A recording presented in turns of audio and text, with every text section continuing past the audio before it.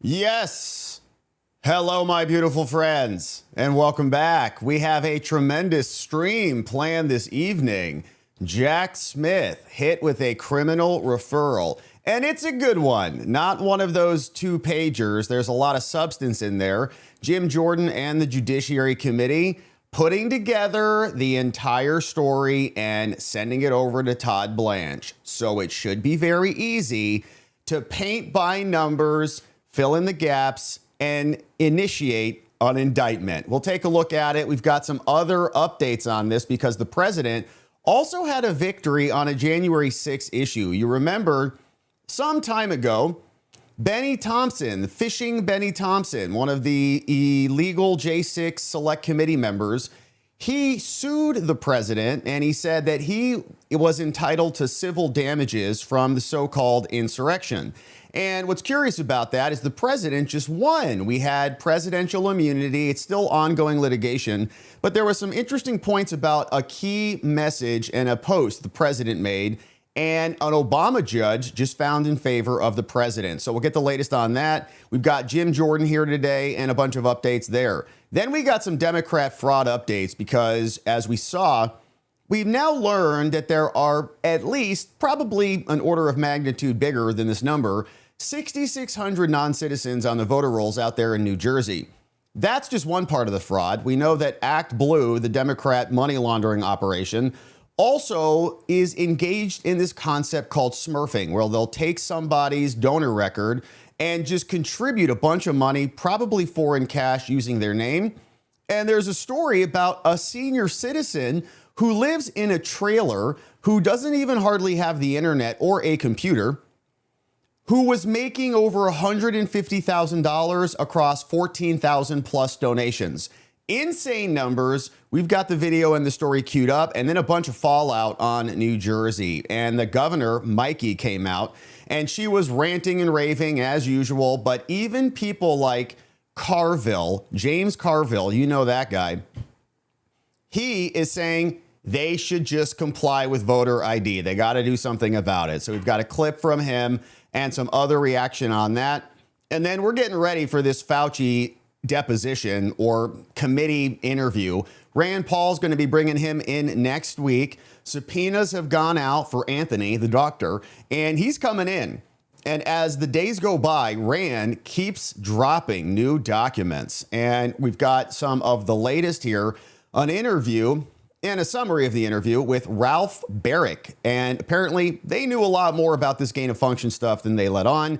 And the main takeaway is that Fauci was coordinating a cover-up, deleting files so that nobody would know what they're doing. We've got all of that queued up. We're excited for this hearing next week. And so it's going to be a beautiful stream. We're very glad that you're with us. Thank you for joining us. My name is Robert Gouveia, criminal defense attorney, now practicing in the court of public opinion. It's great to have you here. Thanks for subscribing, liking the video, and all the things. And it looks like the internet is working, which is tremendous news. That means we can go ahead and get started. Thank you for confirming. Coming through 5x5, baby. All right, so here's where we start. Jack Smith in big trouble. As the days go by, we're learning more and more about his investigation into the president and to many other Americans, including congresspeople and senators, combing through their records, going and identifying who they were talking to, when they were talking to them, and now we know also rating the content of their messages. Now, the problem for Jack is that he said that he didn't do those things. And now Congress is very unhappy about this. We saw Todd Blanche was asked about this when he was in Congress.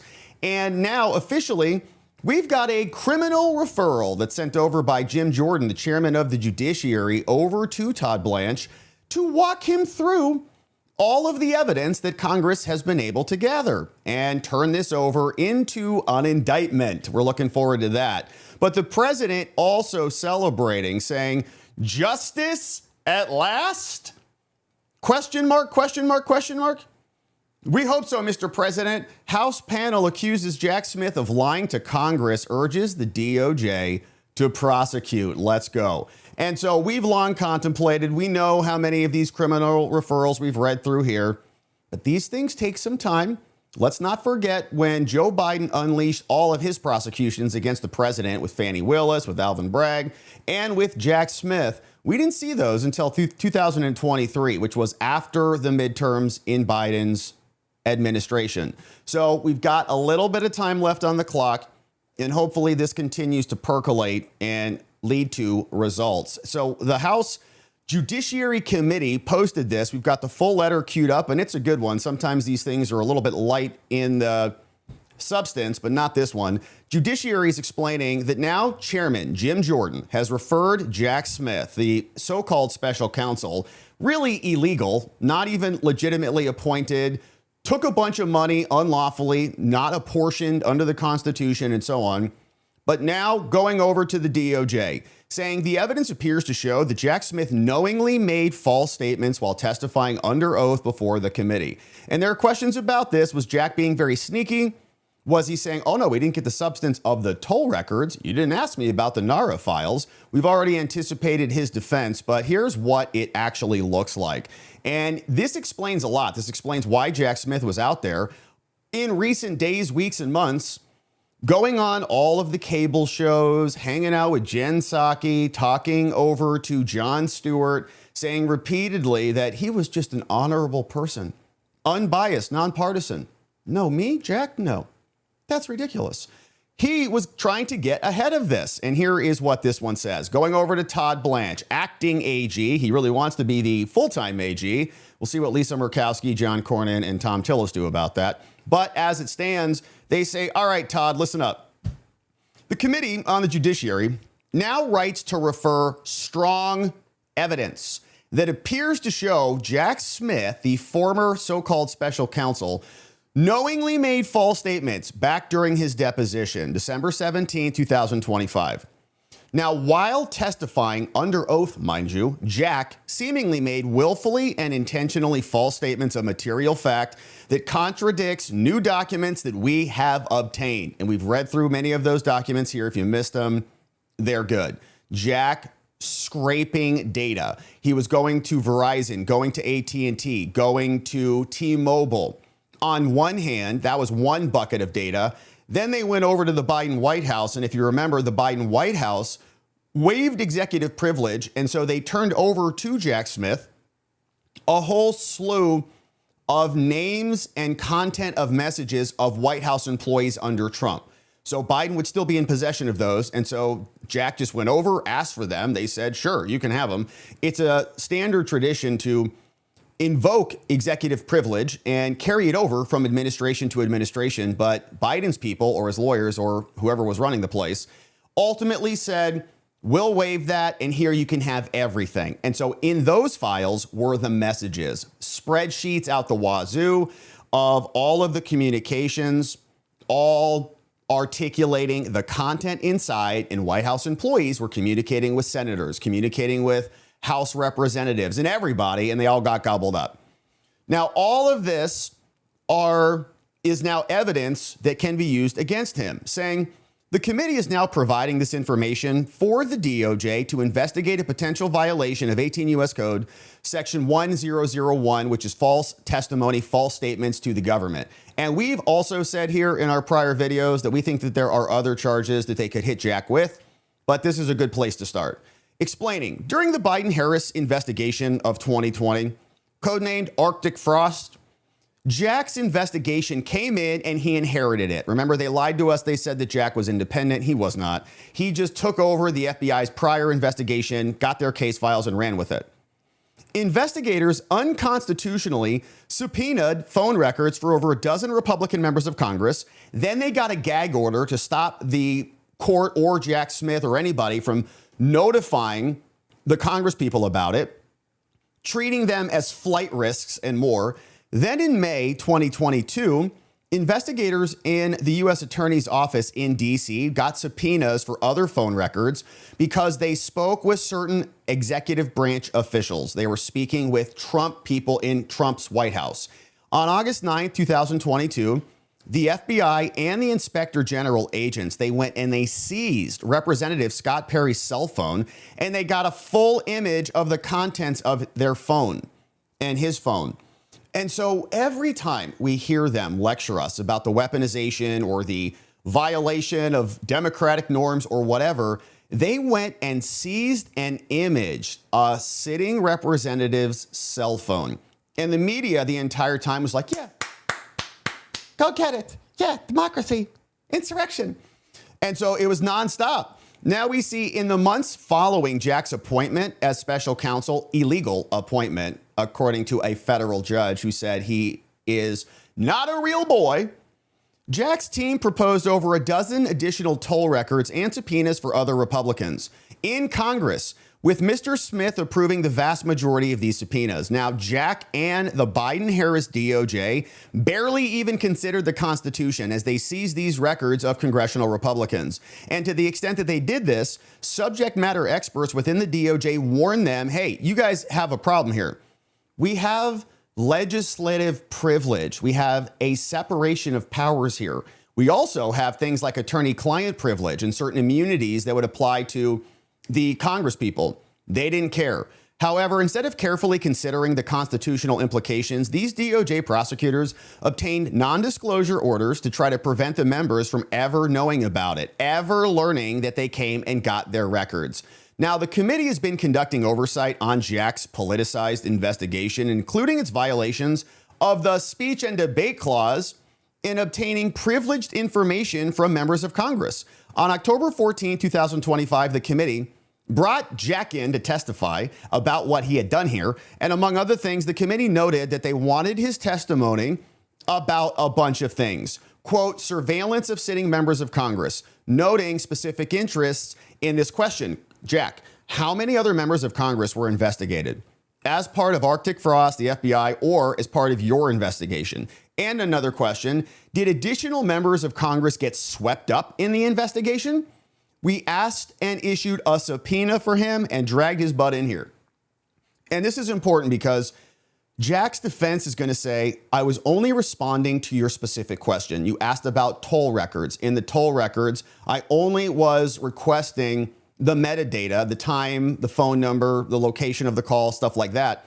I wasn't asking for content. But they're saying, no.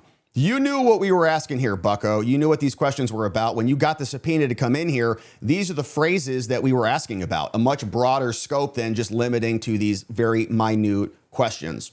During the deposition on December 17th here, Todd, the committee advised Jack that he was obliged to provide all necessary information that would make his responses truthful and to avoid half-truths or incomplete answers, okay? No lies by omission. No, well, you didn't ask me a good question, so I'm going to keep the most consequential evidence and answers away from you. We questioned Jack about the toll record subpoenas relating to the private members of Congress. We sought to understand in particular whether Jack or members of his team, Molly and Thomas and others, ever received or reviewed contents of the members' communications. During his depo, Jack sat there and testified, no, that he did not receive the content of the members' text messages. He said this. Question, Jack, did you see a search warrant for the content of any text messages from members? From members? Yes. We're asking you about the members. Jack says, from members? Yes, from members. Well, I don't recall that. Oh, okay, so it was just toll records. Correct. Wrong. As we know, they got the messages. So, of course, I don't recall. He's going to say, well, it's not a lie. Follow up. Jack, did the toll records that you requested from the senators, did they include the content of the phone calls? No. Did the records that you requested, the toll records from members of Congress, did those include the content of the text messages? No. So in other words, this is being used as his defense right now. See, they were only asking about the toll records, and the subpoenas and the search warrant for the toll records did not have the messages. The messages came from the other box, which was directly from the Biden White House that had the Trump admin records. So they're saying, well, we would have asked you about other things if you hadn't had answered this way in this preceding question, right? Before we got there, we only then started to ask about the toll records because you said, I don't recall. And we asked you, it was just the toll records, like there was no other messages anywhere else. We were trying to probe. How about over here? Any messages here? No. Any over here? No. Anything else? No, only the toll records. No, it wasn't. Okay, so this lie relates back to this original question. It's much broader in scope than they would have you believe. And there are a bunch of people out there defending him on this already. So just to be clear, this is critical questioning right here. Any messages, I don't recall, only the toll records? Correct. That's a lie right there. It was not only the toll records, they got the Biden records too. So the responses provided by Jack gave the impression that neither Mr. Smith nor his team had access to the privileged text messages from congressional members. We now know this is false and a crime.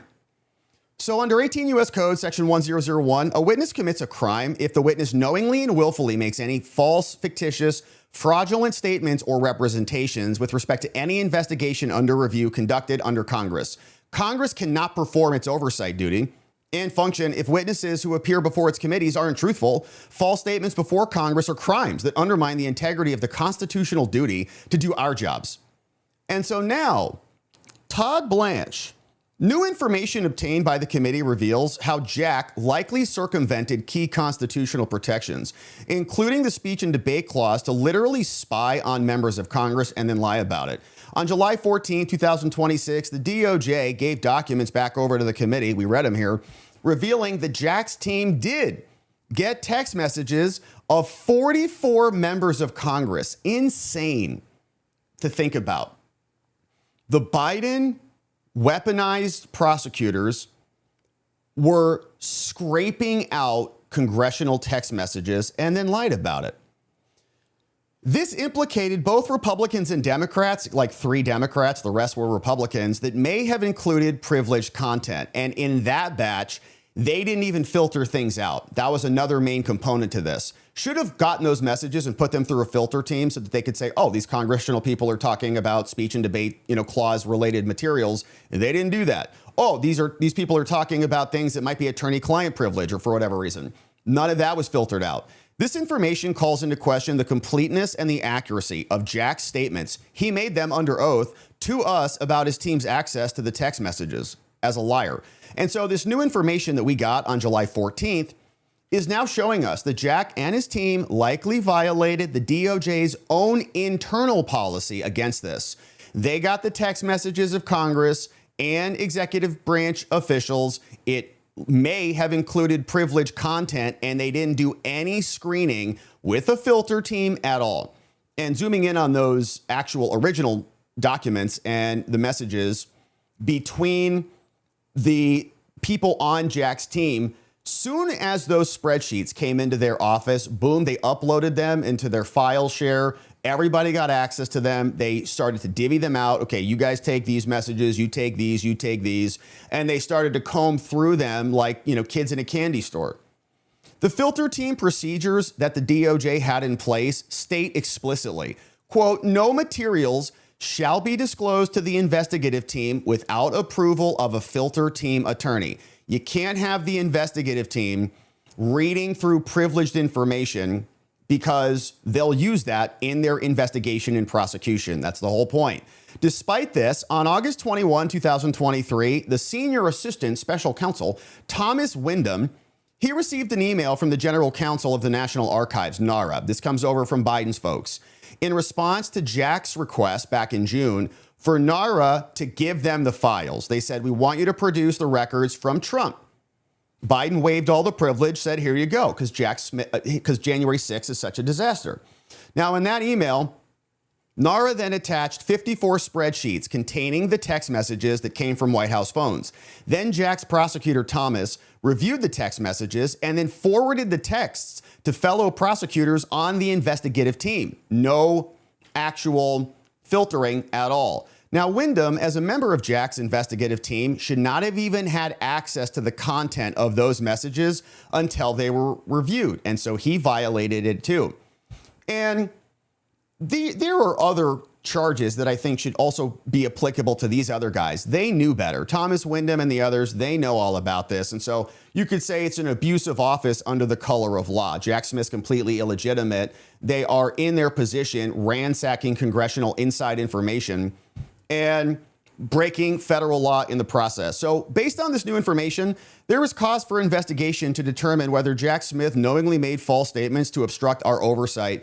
Under relevant federal laws, a witness makes a false statement when the witness provides a half-truth, just as he did there. Oh, they're only asking about the toll records. They weren't. They were asking about all the records.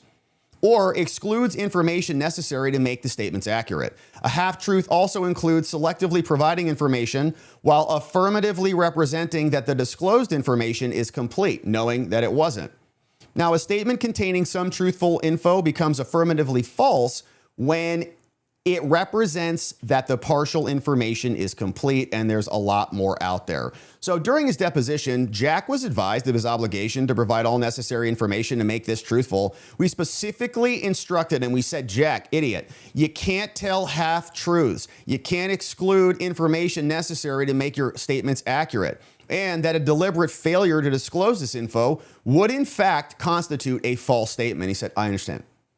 Despite this admonition and warning, when the committee inquired about whether his office received content of text messages sent or received by members of Congress, his answers excluded information that was highly relevant to our examination. The whole point of the depo was to see if he had violated the speech and debate clause. Now, in particular, while Jack testified that he did not seek a search warrant from telecommunications carriers for the content of their texts, he failed to disclose that he didn't need one, that he got the text message content from NARA, from Joe Biden's National Archives, that went all the way back to the White House personnel phone records. And so his failure to disclose this information amounts to a strong evidence that Jack made material false statements about his office's receipt of the content that was inside these text messages that were sent or received by Congress.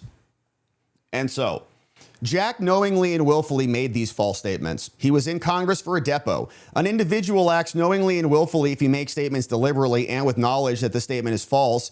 This individual must only act with knowledge of falsity and did not have any intent to defraud. Further, the act is done willfully if done deliberately and voluntarily. He meets these standards.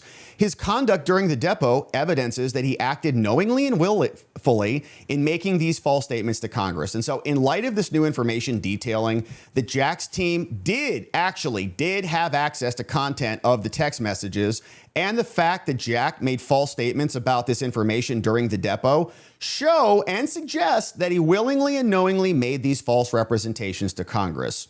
And so the Supreme Court has recognized that we have broad and indispensable power to conduct oversight. That's exactly what we're doing. Part of our jurisdiction, pursuant to Rule 10, is enforcing and overseeing the DOJ. We're also allowed to send subpoenas. We're allowed to bring witnesses in for depositions. And so pursuant to these authorities, we've been doing that. We brought Jack in here from the illegitimate special counsel's office. Now, all individuals have an obligation to comply with our inquiries. And Jack, a former public servant, not really barely, he was an installed agent from The Hague, is no different.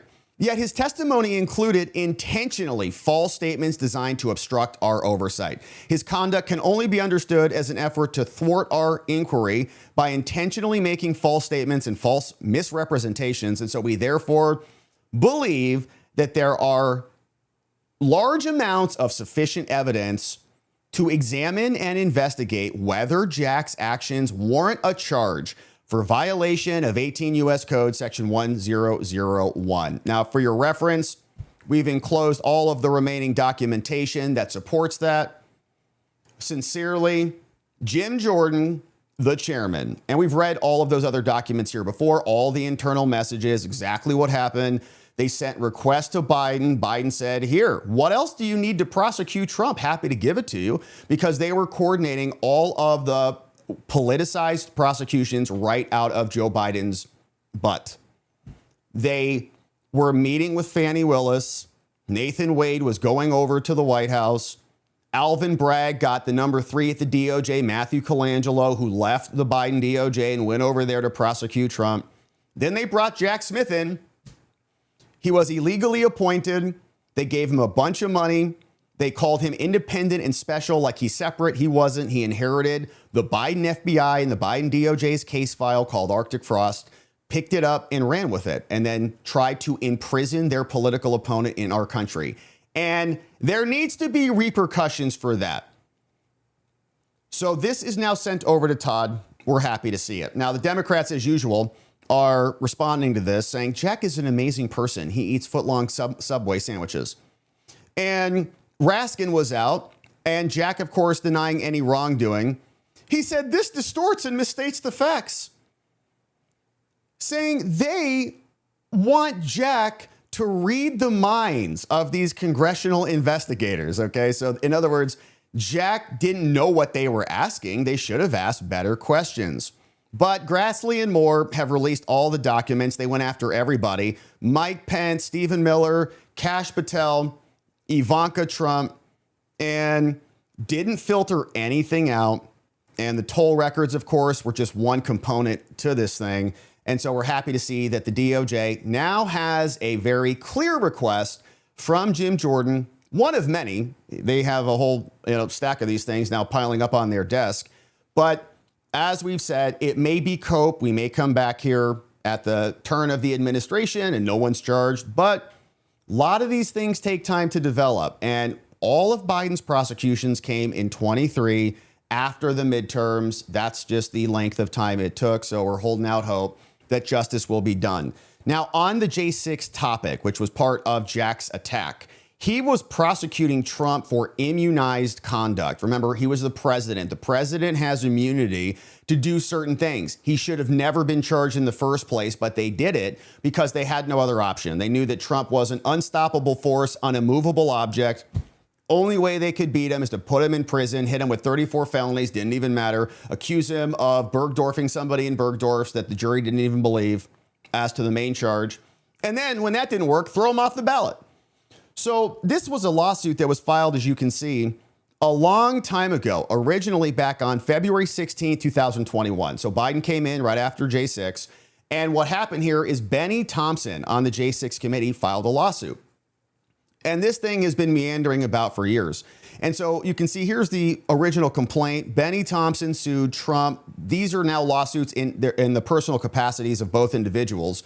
So Benny and a bunch of other leftists, and the other woman who is on this lawsuit is called Barbara Lee, a Democrat congresswoman, I believe, from California, sued a bunch of with a bunch of these Congress people as plaintiffs and wanted damages out of Trump, Rudy, Proud Boys, Oath Keepers, Stuart Rhodes, all the things.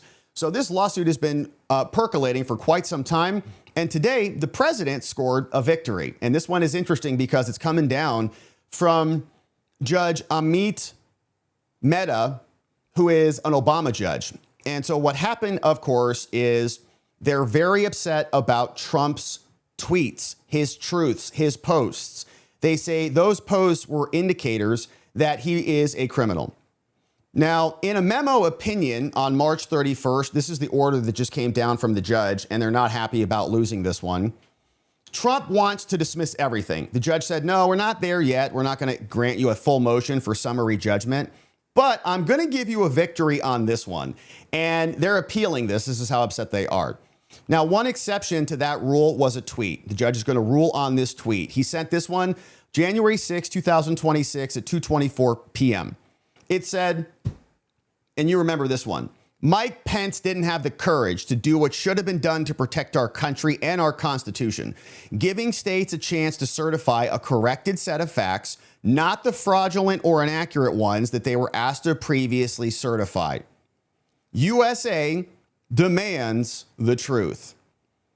And so he posted that. They said that means he's a criminal. He's trying to insurrect the nation and we should get monetary damages.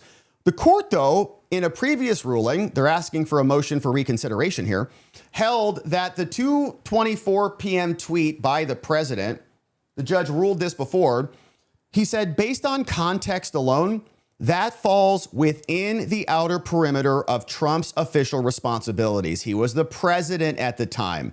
The court reasoned that the president was at the White House at the time he sent that. He was acting or not acting on the advice of the White House advisors. And so that tweet is within the outer bounds of the perimeter, which means it's cloaked in official acts immunity. Okay. And so again, it's like 6 years later, we're still litigating this stuff. But Jack Smith prosecuted him for all of this type of conduct. Now, the Benny people and the leftists, they want a reconsideration here. They say, no, Trump never even sought immunity. And we want to now appeal this so that we can bring that back in and use it against him. But the judge just came down today and said, sorry, Benny, the court denies the motion for reconsideration. Quick little paragraph on jurisdiction. The Trump people say, you don't even have jurisdiction to hear this. But he says, I can hear this argument, and so I'll make a decision on it right now. He says, now to the merits. I am allowed to revise my prior decision. I can reconsider things if I think something was wrong. So I have the power to do that. They're asking me to reverse the decision that I already made.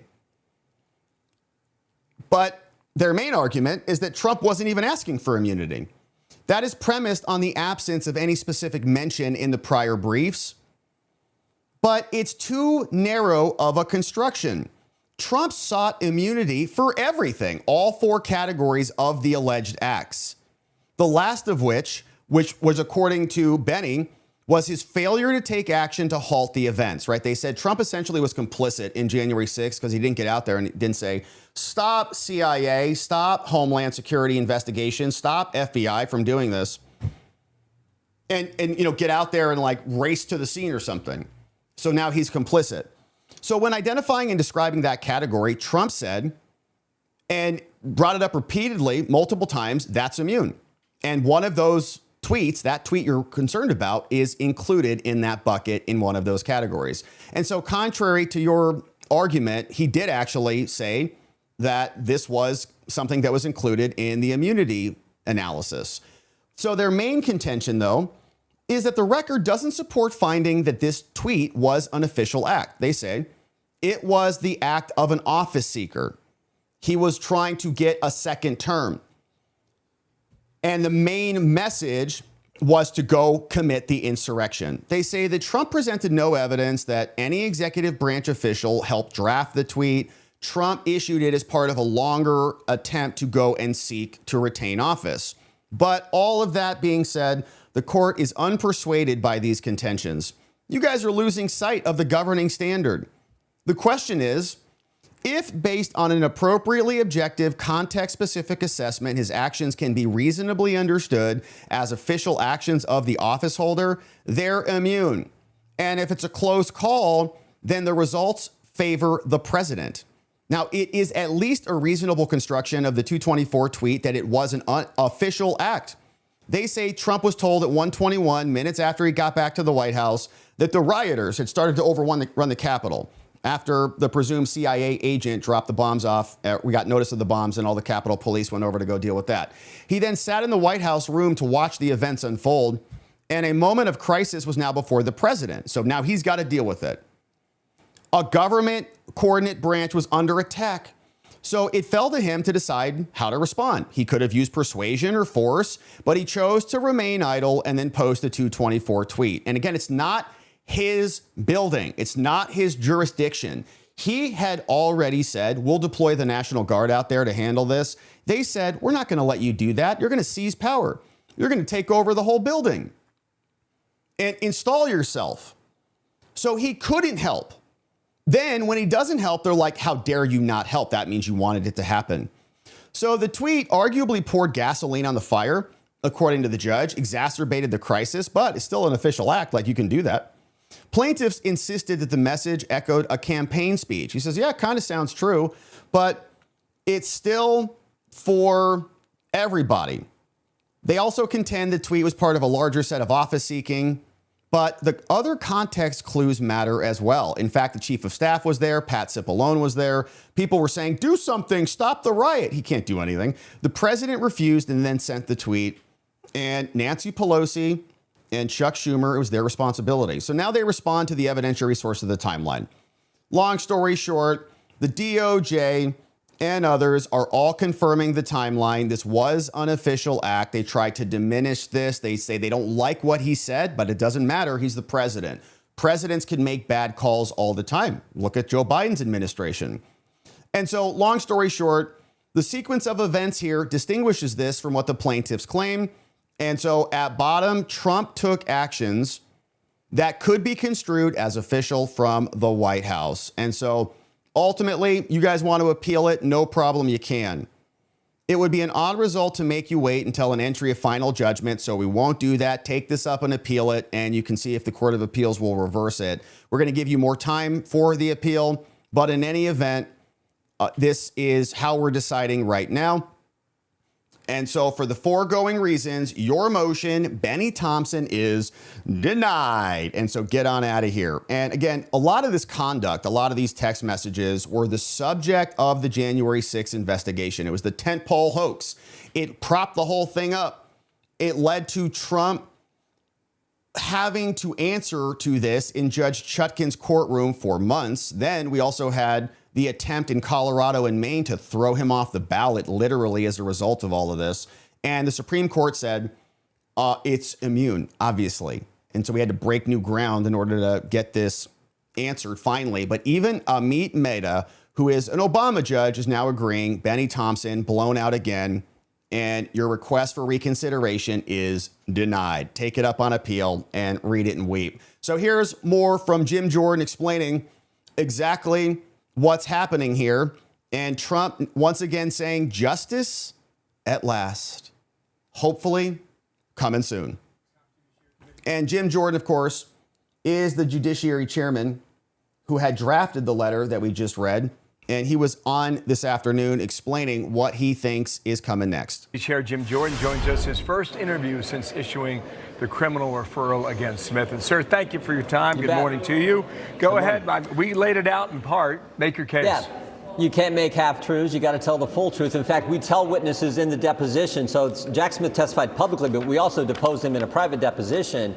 And we tell the witness at the start of those depositions, you got to tell the whole truth. You can't give partial answers. Yep. You can't mislead in any way. And he definitely misled us because he said he didn't get contents when, in fact, they did for 44 members of the United States Congress. A lot. And when he got that information from the National Archives, you were supposed to filter it out because we are a separate and equal branch of government.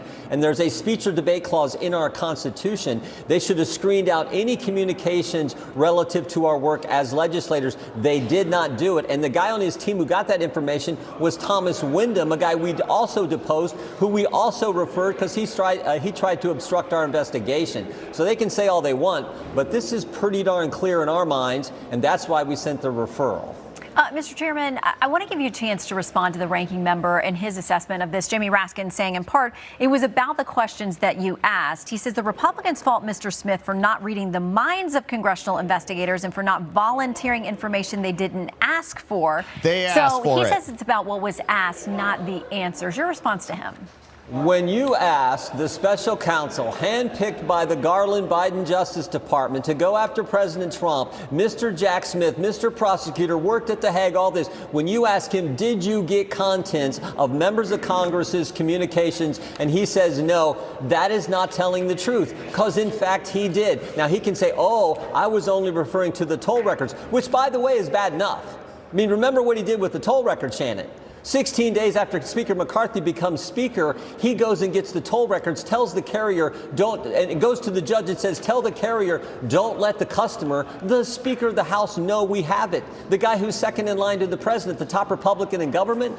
And then he goes and gets mine for 2.5 years, the guy who gets the privilege of chairing the Judiciary Committee. Don't tell him we got that information. And oh, by the way, when we ask him about that and ask him if he got any contents, he doesn't tell us that he also had the contents of text messages from Speaker McCarthy, from me, and from others. You got to be kidding me. And now he's saying, oh, I didn't lie?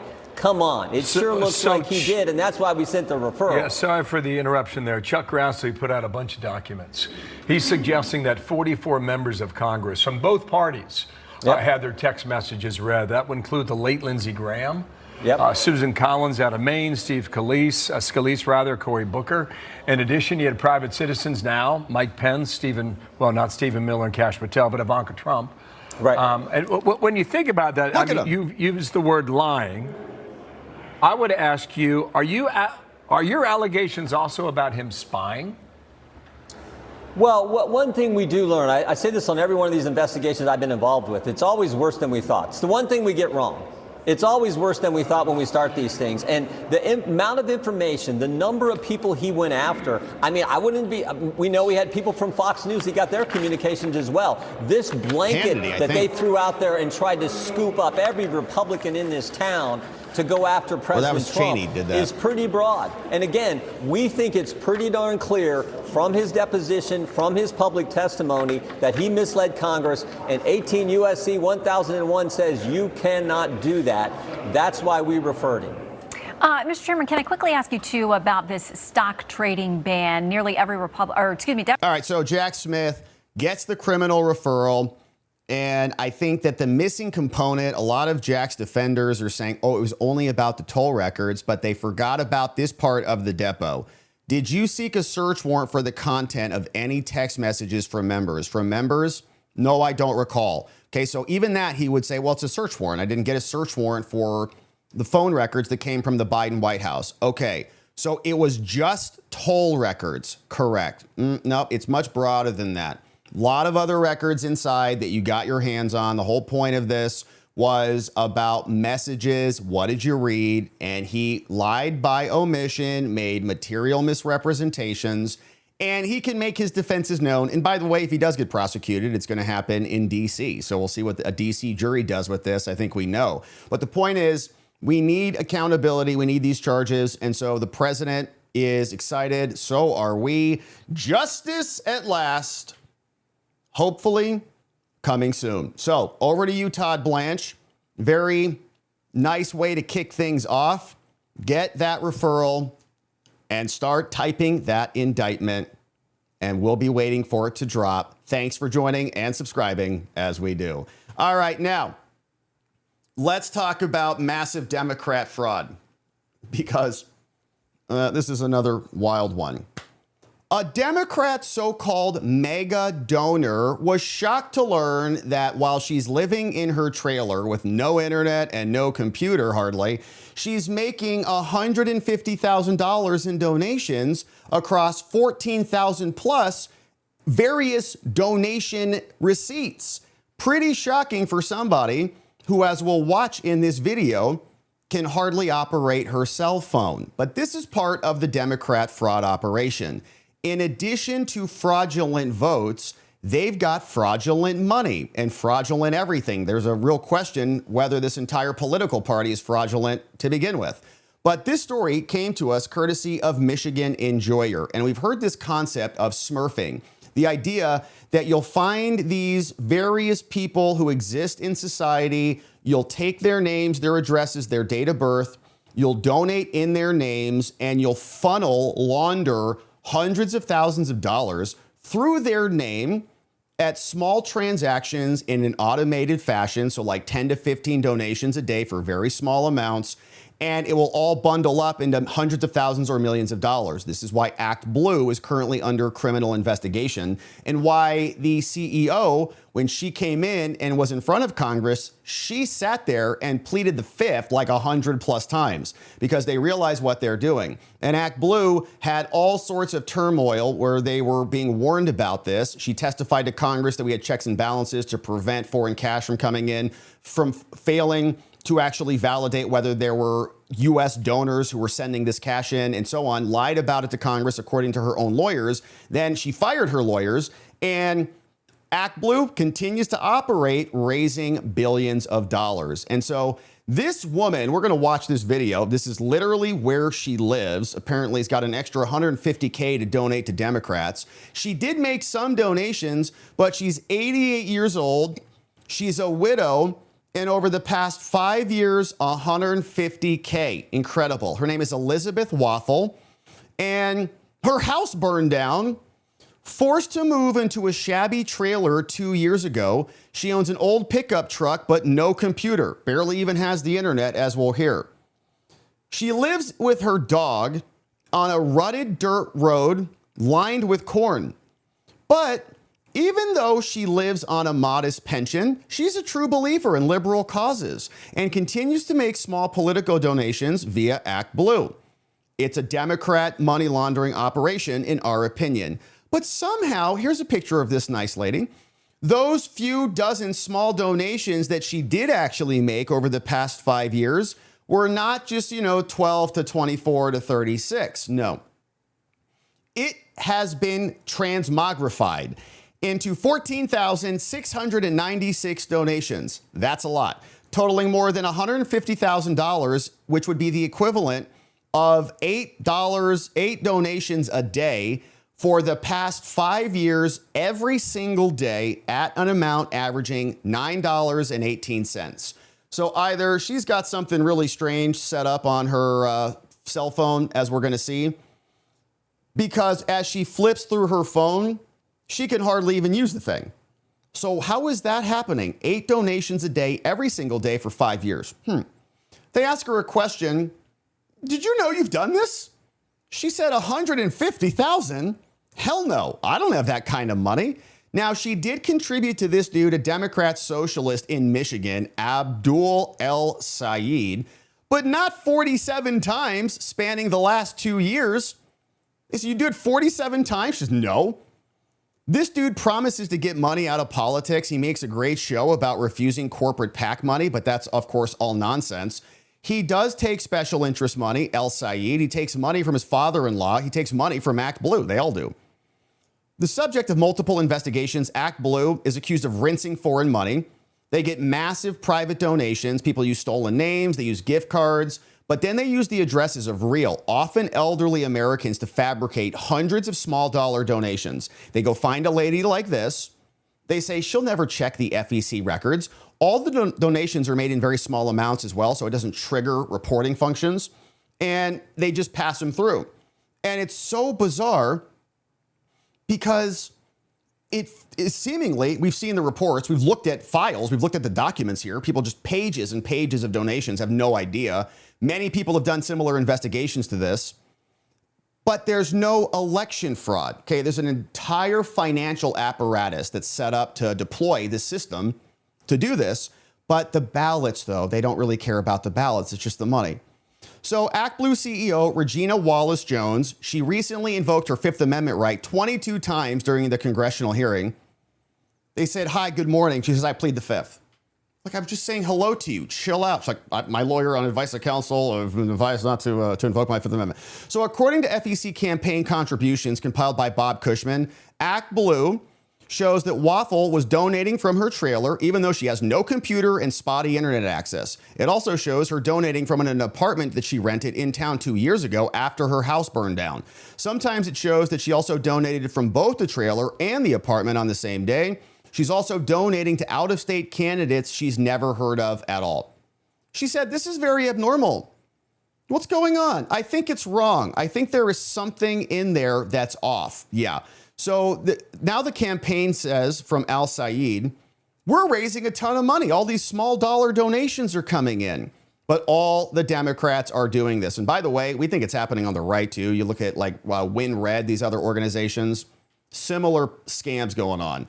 Slotkin, Whitmer, Nessel, Benson, Gilchrist, all the Michigan fraudsters, the entire Democrat gang is in on this. But then Abdul comes out. He says we have to get corrupt money out of politics. Then he sought and he ought to get off Act Blue and return the money, and he should give her back $150,000 so she can go start working on her house.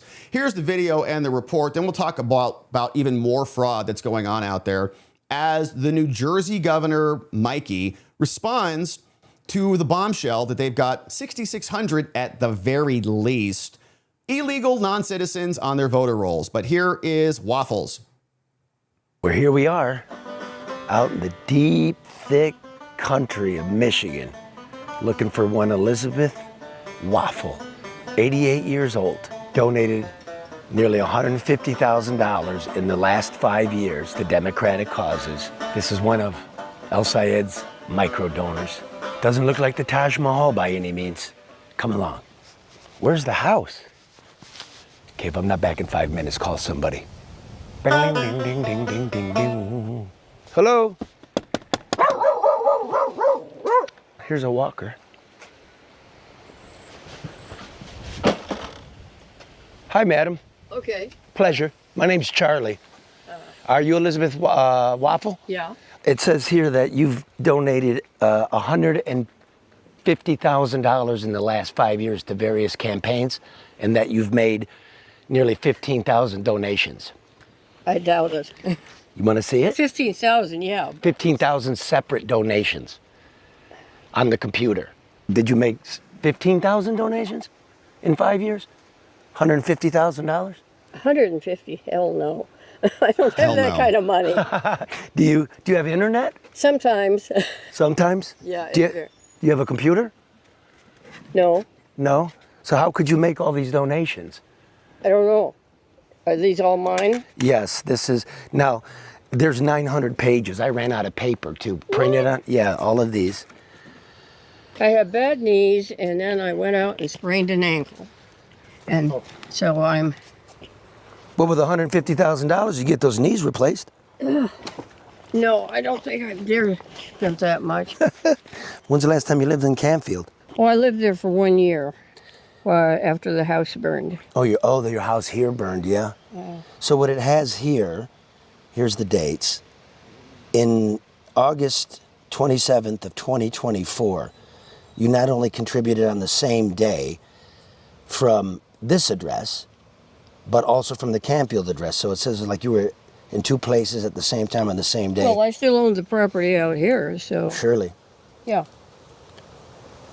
But it says how many contributions that day did you do? It's 10. It could be. I don't remember quite that much of it, but...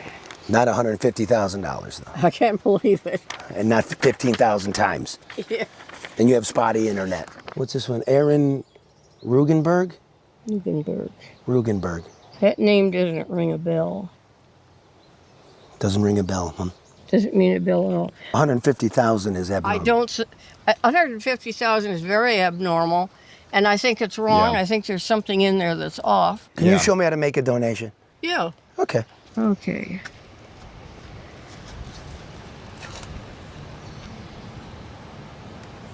Come on. Using her phone to get on there, This thing hates me. onto Act Blue. I'm not on the internet right at the moment. I'll get it straightened around when I get in the house, if that ever happens. How long, when did your house burn down? 2 years ago. Oh my goodness. Everything goes through Act Blue. Act Blue is like the bank. So everything you do goes through Act Blue? You don't go to amyklobuchar.com and donate? No, I do everything through Act Blue. Okay, gotcha. Yeah. Oh, Act Blue. Got a couple bucks I could borrow? Are you kidding? I got a couple guys coming back to mow the lawn, and I just went through my pocket to see if I had enough money for them. Do you? I think so. You need a couple? You need a couple bucks to give to the guys to mow your lawn? Yeah. I got it. Elizabeth, where's your car? Nice. So very strange. Maybe she is donating $150,000. It's coming from her account on some automated function. Maybe she's got some sort of like an OCD. You know, she just like all day donate 8 times a day. And she, you know, takes a long time to even get it queued up, doesn't really have an internet system. And so, you know, I guess it could be plausible. Or as we've seen in many other investigations, it's an operation. It's a scam. It's not her money. It's somebody else's money coming in. They're just using her identity because you can't donate anonymously to political candidates. It's got to be traced back to a U.S. citizen, which is why Act Blue is in so much trouble, because they were not validating where the money was coming from. They were accepting gift cards. They were accepting cards without CVC checks on the back. And so it's foreign cash getting flushed into our system and taking advantage of nice old ladies like this. And it's happening at scale. It's not just her. It's hundreds of thousands of people, according to some estimates, all across the nation. So it's a big problem. And we know Act Blue is already under congressional investigation. We know that maybe that will result in something that leads to a prosecution. They are very nervous about criminal charges because they presumably lied to Congress, according to Congress. When they were asked about this, they said, we check everything, we validate everything. Turns out they don't. Their lawyers warned them. They fired their lawyers. And so this is just one component of the Democratic fraud party. It's like the whole system is fraud. If they didn't have fraud, would they even exist? Probably not. But we'll pray for this lady. I hope she's doing okay out there. But the Democrats really don't give a crap about her, as you can see. She'll continue to donate to them. They'll promise her that we're going to get money out of politics. Turns out they're in the middle of money laundering schemes to fill their campaign coffers with cash. So while this fraud is happening, we've got follow-up to the New Jersey fraud where they blamed a computer glitch on having 6,600 non-citizens on the voter rolls. We know that there is a lot more than that. Homeland's estimate at an initial round was 35,000 out in New Jersey and hundreds of thousands across the country in just a handful of states. But we saw that today we had Caroline Leavitt at the White House press briefing room give us a response, formally now from the White House, about what they think about this scam. Obviously, I would always defer you to the Department of Justice, but what I will say on New Jersey and this governor, the fact that she just all of a sudden decided to put out a press release saying President Trump and Republicans have been right about non-citizens on our voting rolls is not a coincidence. I think this governor is saying this because she realizes this administration is serious about getting to the bottom of illegal aliens voting and being on our voter rolls in our country. The Secretary of Homeland Security, as you know, sent a letter to several states, including New Jersey, requesting that non-citizens that are on their voter rolls need to be reported to DHS and need to be removed from those voter rolls. So that's why all of a sudden she is speaking truth about the fact that this does take place in states across the country. It is completely unacceptable to have non-citizens on American voter rolls voting in U.S. elections. And she says it's 6,600. We suspect it's a heck of a lot more, not just in New Jersey, but in states across the country. The president is hell-bent on getting to the bottom of this, and it's also why we need to pass the Save America Act to ensure that only U.S. citizens are voting in U.S. elections. And I understand the House had a great accomplishment yesterday with passing the budget resolution, which has as much of the Save America Act as possible, and we encourage the Senate to move forward with passing that resolution into law so the president can sign it into law by the August recess. It's of the utmost importance to this president, but also to the American people who support this bill overwhelmingly. Absolutely true. And on yesterday's stream, we talked about all of the various probes that are now ongoing as a result of this discovery. Oops, we found a glitch. We have the DOJ demanding names, addresses, dates of birth, country of origin for all of those people. Not only the people who voted, but the other 6,600. They've also submitted another request in the lawsuit to get the full list to explain this is why we are requesting it, because the state is fraudulent. And now they're admitting it on their own. We then saw that Congress, the federal government, wants also a special prosecutor to be appointed. One congressman saying Todd Blanche should go pull someone out to investigate this at the federal level because you can't trust New Jersey to investigate New Jersey. Inside New Jersey, we had another demand from state legislators who wanted now to create a committee, a congressional committee, to investigate the executive branch at the state level because we know Mikey's not going to do it for herself. And then we had the Chamber of Commerce, which was demanding a full federal audit of all IDEMIA, which is the company that actually does this software and may have had the glitch, to be completely audited across the entire nation. So it's going to continue to escalate and the fraud will be rooted out, hopefully very soon. But Mikey came out and she brought back with her a whole roundup of people today. And she was screaming again about Trump, which is so bizarre because Trump has been completely vindicated.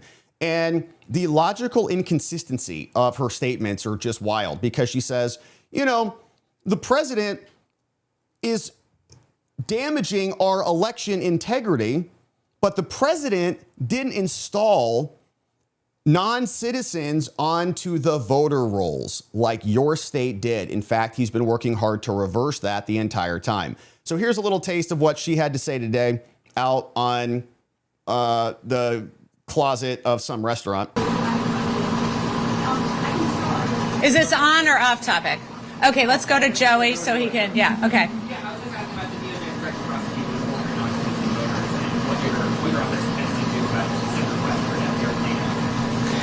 So we move very quickly because the people of New Jersey obviously deserve accountability and transparency. We're running an independent investigation right now to get to the bottom of exactly how this happened and what's going on. Yeah, so we're very curious what that shows. The problem, of course, is that they're going to investigate themselves and find that they did nothing wrong, as is usually the case with an internal executive investigation. So, which is why we need all of the other 4 or 5 inquiries that we just outlined. But, you know, it is not a surprise to me that the federal government, that the Trump administration wants to immediately weaponize this against people, as opposed to focusing on making sure that we're running free and fair elections. Are you out of your mind? They are suing you, literally suing you to get your list because of problems like this. Your Secretary of State and Attorney General are fighting them to prevent any oversight of the list. You do not want them to see the list. This is a limited hangout. And they turn around and then lecture the federal government as not being, I guess, cooperative or useful in the process. They're in court right now filing lawsuits. That's my focus. I would say again that Trump has done more to undermine our election system than anyone in my lifetime, including Vladimir Putin. He has attacked the 2020 election, which he ran. He has also... Did he run the 2020 election? That's pretty interesting, because I thought that the states ran the elections by design. So now he's running elections, because right now part of your argument as to why you're not giving him the voter records in all the blue states are that the federal government cannot commandeer the elections. So he did commandeer them back in 2020. And he didn't, by the way. Most of the election governance was set by guys like Mark Elias. They sued, they entered into settlement agreements all across the nation to try to change the rules of the elections to favor the Democratic Party, bypassing state legislatures, illegally violating the rules, usurping constitutional power from the duly enabled branch that actually governs elections, installing drop boxes, extending deadlines, waiving signature requirements, and more. So Trump didn't run them at all. Sent out an insurrection against us when we were trying to certify that election. He then has defunded all of the ways in which we protect and keep our elections safe. So contrary to what he's doing here in New Jersey, we are focused on running fair elections and getting to the bottom of what took place. Okay, we'll see if they get to the bottom of it. My guess is not. My guess is that they come out and they say, oh, that's it. Only 6,600. Nothing else to look at here. And we're not going to comply with the federal lawsuit. We're not going to give over the list. We'll just keep business going as usual, and everything will be fine and hunky-dory. But we know that's not the truth. This is an Arizona representative at the state level. He's in the House at LD 30, retired Army CSM, law enforcement tactical officer, and he represents rural Arizonans, and he's a sharp dude. He said, John Gillette, he said, let's be clear. Arizona voters cannot afford to allow secretaries of states and their offices to lie, to deny the facts, disenfranchise U.S. citizens and Arizona residents. And let's not forget, Arizona uses the same system, or did use the same system, as New Jersey with IDEMIA. He says that Fontes, the new Secretary of State, Katie Hobbs, the governor, they were warned in 2020 that a non-citizen had been registered through the MVD in the same mechanism as what happened in New Jersey, showing that this person, he's got the email receipts for us, appeared in the Arizona voter system and actually got a ballot. So emails show that the Secretary of State staff traced the problem to old MVD citizenship coding. Now, their response was not to fix the statewide system. They sent the case to Maricopa County because they said that they could not change the voter records themselves. The AVID contract, so in 2020, they were building out the election software. It wasn't even ready. They were using it. Was already working or being developed. And the defect that allowed this remained on the books for years, okay? It was enabled. Now, only after litigation then forced the issue did Arizona finally make changes in 2024. This was not an unknown glitch. They had actual cases. They knew the pathway. They knew the system could treat non-citizens as eligible and failed to implement a statewide fix. So in the emails, the question is no longer whether these officials knew. They did. The documents show they knew. The question is, why did they enable it to happen? because they were voters. We know the answer. And here's another appearance of the League of Women Voters. Pretty incredible how they're everywhere. This is the Democrat vote rigging operation, in my opinion. You see, here was a scope of a change order. And this is about the MVD interface for the Arizona software. They say what they want to add is to replicate the current interface between VRAZ2 and the MVD, and noting that opt-out file processing that does not currently exist. So this information is not currently being captured by the MVD system, and therefore Team Sutherland may not be able to implement this feature if data is received. And you may not need this functionality if the MVD updates their website, but a lot of that is dependent on the League of Women Voters settlement agreement and the process being discussed with the MVD. League of Women Voters, regularly represented by Mark Elias and his law firm, the Democracy Docket Dorks over there. And as we saw in yesterday's show, Mark Elias sends very nasty, threatening lawsuits and demand letters to secretaries and to people. They say, you even think about checking your list, like they just sent one to Raffensperger in Georgia, we're going to sue you. We're going to bring you to court and hit you with damages. And it's going to be damaging to your public persona and your electoral future. So it's happening repeatedly. And then in this second image, you can see emails like, I'm sharing this with you so we can see what we're going to find in New Jersey. Are they going to find stuff like this? Here's one message from somebody. Arizona Secretary of State's office. Hi, Janine. Someone contacted our office. This is July 16, 2020, right before the big election in Arizona. That was only a margin of about 12,000 votes. Someone called about his mother-in-law who was registered to vote at the MVD, and she received something in the mail. He advised she's a permanent resident. She's not a U.S. citizen. Oh, but she is registered in Maricopa County. Here's her information and her number. Any thoughts? How the hell did that happen? Once again, July 16, 2020, just a few months before the main election. So another one says, hi, I received a call yesterday from someone who stated the mother-in-law received a mail-in ballot, but she's not registered to vote. I looked her up. She was in the system. However, he explained she's not a citizen. Apparently, she went to the MVD back in February upon her becoming a permanent resident to get a driver's license, and they just registered her. I wanted to check with you before advising him on what should be done. Then another call came in this morning from Graham County School Superintendent. Is it too late to amend the name of someone running for the school district? Thank you, Teresa. Okay, so it's a repeatable problem. And these people who shouldn't be on the list are just on the list, which is why the Blues don't want anyone to see the lists at all. Now, what's funny about this is, you know, this guy, James Carville, who always looks like he's on some opioids or something as he's doing these interviews. Is he in bed? Is he literally in bed? It looks like he's got a comforter pulled up under his armpits, leaning back on a pillow. Don't know what's going on in this bedroom. But this is James Carville, who's been a longtime Democrat, super commentator. And even he's saying, man, we need to go along with this voter ID stuff because we look like we're cheaters, because you are cheaters. Here's a little bit of Carville. I don't know if we're not better off saying, okay, we'll take that alternative ID, bring your gas bill or your light bill or something. Because for whatever reason, this shit polls at 75%. Because it's real. It doesn't make, I don't think people are aware of it. I think people assume that voter fraud happens.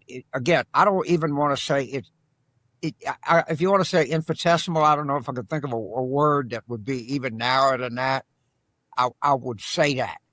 And I don't like when we say, well, look, it's a very minor problem, but you got to admit it barely exists. And it doesn't make any sense. Having said that, we are not going to win the war against some kind of ID. It doesn't make any sense. It doesn't fix anything, but maybe you just go along with it and move to the next Well, stage. James, let me disagree. We have voter ID in most states. Most states have voter ID. Right. What they're trying to do with this so-called SAVE Act is require what they say is proof of citizenship, which is either a birth certificate, which, I don't know, 25 people have a hard. I went a couple of years ago. I was going to take a trip overseas. All right, so they don't have voter ID. We saw this misnomer. We saw, I think it was Senator Warner was talking with CBS guy. He says, we have voter ID in Virginia. He says, no, we don't, liar. You say that you do, but you can show up and just bring basically anything and just kind of vouch that you are who you say you are, and that counts. He says, I vote there, I live there. Your definition of voter ID is not actually voter ID, so nice try. But it's funny to see James Carville saying, man, like, we're not going to win the war against this. We need some sort of an ID. And I would like the Democrats to join us on this issue. I think it would be good for all sides. I don't want the Republican Party to cheat either. I want actual elections so that the best ideas can win. But that's not what the Democratic Party is doing. They have now unleashed another lawsuit. We were expecting this one. We saw that Mark Wayne Mullen came out right after Trump's speech last week where he said, we're getting our elections rigged by foreign nation states, which is a big deal. And said, we're going to now make federal money contingent upon you complying with some basic homeland security components. Okay, national elections are national security. They literally pick our leaders. So if foreign nations are picking our leaders, that's not good for national security. So they were going to say, we're going to pull some money from you. And what did the Democrats do? We were waiting for this one. They sued. Now we've got 24 blue states and AGs, 2 governors filing a lawsuit to stop the contingent cash. Homeland said, we're going to withdraw billions of dollars unless you comply. And so they're suing.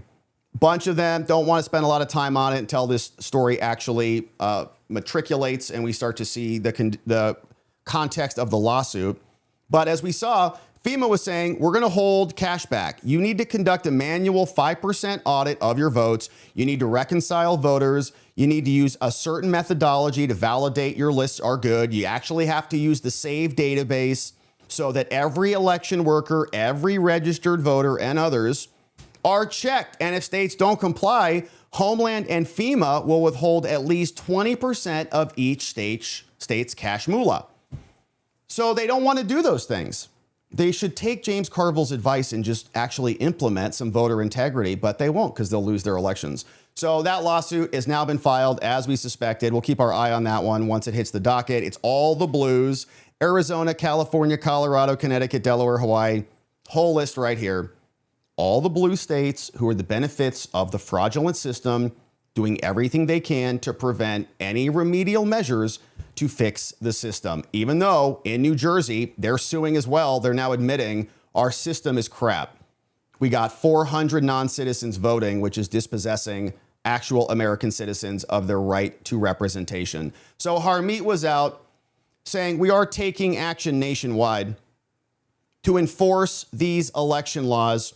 We will ensure the fundamental right to vote is protected for every American. And we're going to target illegal voting. Here's Harmeet explaining. And of course, she just sent the demand letter over to Mikey and the New Jersey fraudster saying, give me the data of your illegal voters. First of all, we're already in litigation with the state of New Jersey because it's one of the 30 states that's refused to give us their voter rolls so that we could help them avoid exactly this kind of problem, which for years they've been gaslighting us and telling us never happens.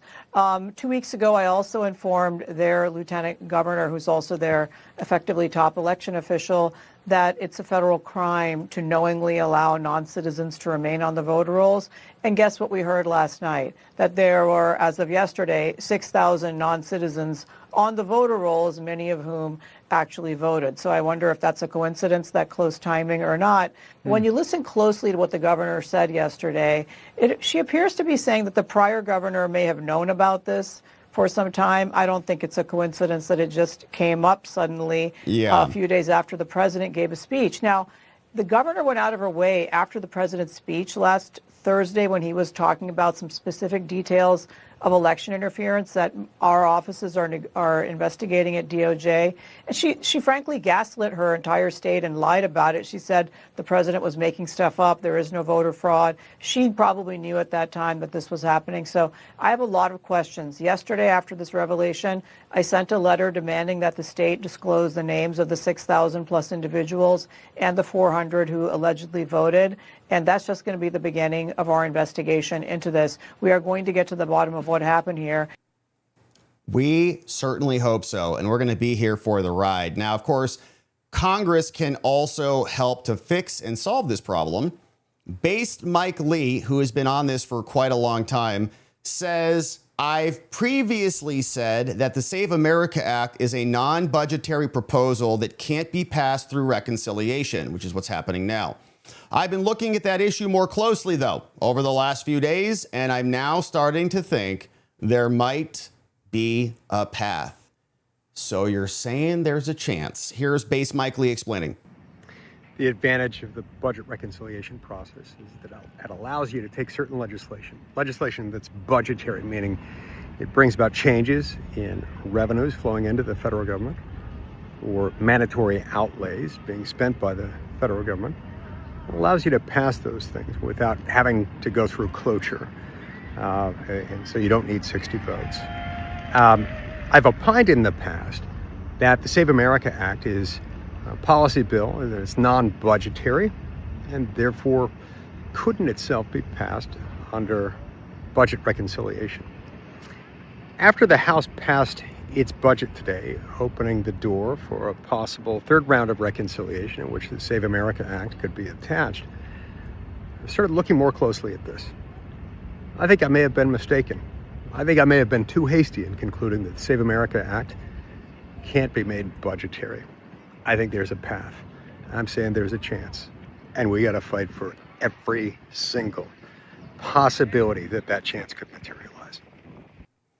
That's right. Thank you, Base Mike Lee, for doing that. And as this continues to meander about, we see that Caroline was also asked about this today at the press briefing. And she has a message for John Thune. The president is starting to lose his patience. Continue her brother's legacy.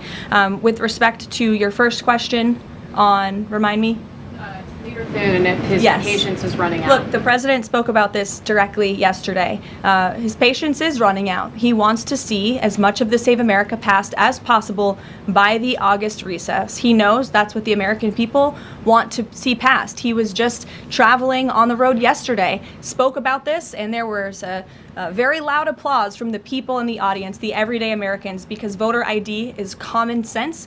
They want proof of citizenship in our elections, and the president feels very strongly about that. And I would just add, the American people elected overwhelmingly Republicans to lead not just this White House, but also the House and the Senate. The House did its job. The Senate needs to do its job, too. I know it's a... That's exactly right. So, John Thune, over to you. Looking forward to your whining about how you can't find the votes. Go get them. Go get the votes and make it happen. Pull cash from the naysayers. The RSCC will not give you a dime unless you get on board, because we have to fix the fraud. It is rampant. It is everywhere. They're exploiting 88-year-old women living in trailers, funneling and laundering 150 G's through her name over almost 15,000 various transactions. We've got New Jersey admitting they've got thousands of non-citizens on the rolls. They're going to investigate themselves and try to put a bow on it. But it's happening across the nation. Non-citizens are being registered. Dead people are getting ballots. People who've moved out of state, who are no longer residing there, are getting ballots. We got to fix the system. Even James Carville says so. And so we're going to keep our eye on this one. Root out all of the fraud until there's not a single illegal alien on the rolls. Thanks for joining and subscribing as we do. All right, one more update, my friends, and then we'll hear from you and see what you have to say about all of this and more. We've got a big Fauci update. Fauci in trouble. Rand Paul hauling him back into Congress to ask him some very pointed questions about his conspiracy, including what will presumably be one about deleting evidence in his COVID cover-up. We've got a new transcript that was released by Rand Paul, who's been on this like a dog with a bone, and is explaining to us very clearly that Fauci and others buried the truth. While many of us were debating these things openly in public, they were calling us conspiracy theorists and liars and censoring our voices and saying that we were dangerous and harmful and that we were killing people. But many of them knew the truth, had exactly the same instincts that we did. We're not even biologists. And now the truth is coming out. Rand said, my committee has painstakingly combed through millions of documents related to the government's COVID response. And our investigation now reveals that Anthony Fauci destroyed government records and recommended that other members of the government delete emails and then delete them from their deleted files. Put it in the recycle bin, then right-click and empty the recycle bin and do it like 5 times, just so we're sure. Dr. Fauci and his virologist allies privately believe that the pandemic may have come from a lab leak, but publicly they said that was implausible, aka they lied to us. Now, they conspired to condemn and demean anyone who argued that the pandemic could have leaked from the Wuhan lab and never, ever accepted responsibility for the terrible decision to fund this dangerous research in China. They lied, they abused their office, and there should be mass repercussions for them. So he shared that. He has an entire transcript that he released over at the reading room. We'll hit the highlights. They put together a summary here for us. But let's not forget exactly what went down. Remember when Dr. Fauci testified under oath that the NIH did not fund gain of function research in Wuhan? ... Even though they absolutely did? Yeah, we remember. Here's Rand. You're allowing super viruses to be created with a 15% mortality. It's very dangerous. I think it was a huge mistake to share this with China, and it's a huge mistake to allow this to continue in the United States. And we should be very careful to investigate where this virus came from. I fully agree that you should investigate where the virus came from. But again, we have not funded gain-of-function research on this virus in the Wuhan Institute of Virology, no matter how many times you say it, there was research. There was research done with Dr. Shi and Dr. Baric. They have collaborated on gain-of-function research where they enhanced the SARS virus to infect human airway cells, and they did it by merging a new spike protein on it. That is gain-of-function. That was joint research between the Wuhan Institute and Dr. Baric. You can't deny it. You're allowing super...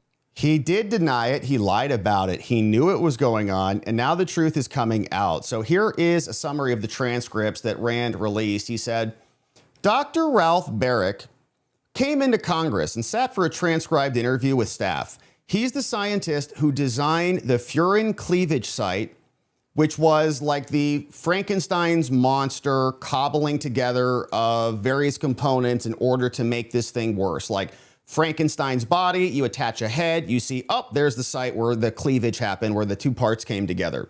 That was for the diffuse proposal. Today, I'm releasing the transcript. Here's what was admitted inside.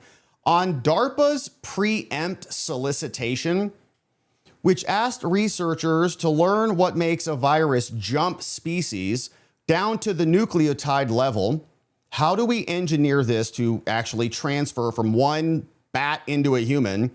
Baric said there's only one honest answer. We know how to do it. This is how.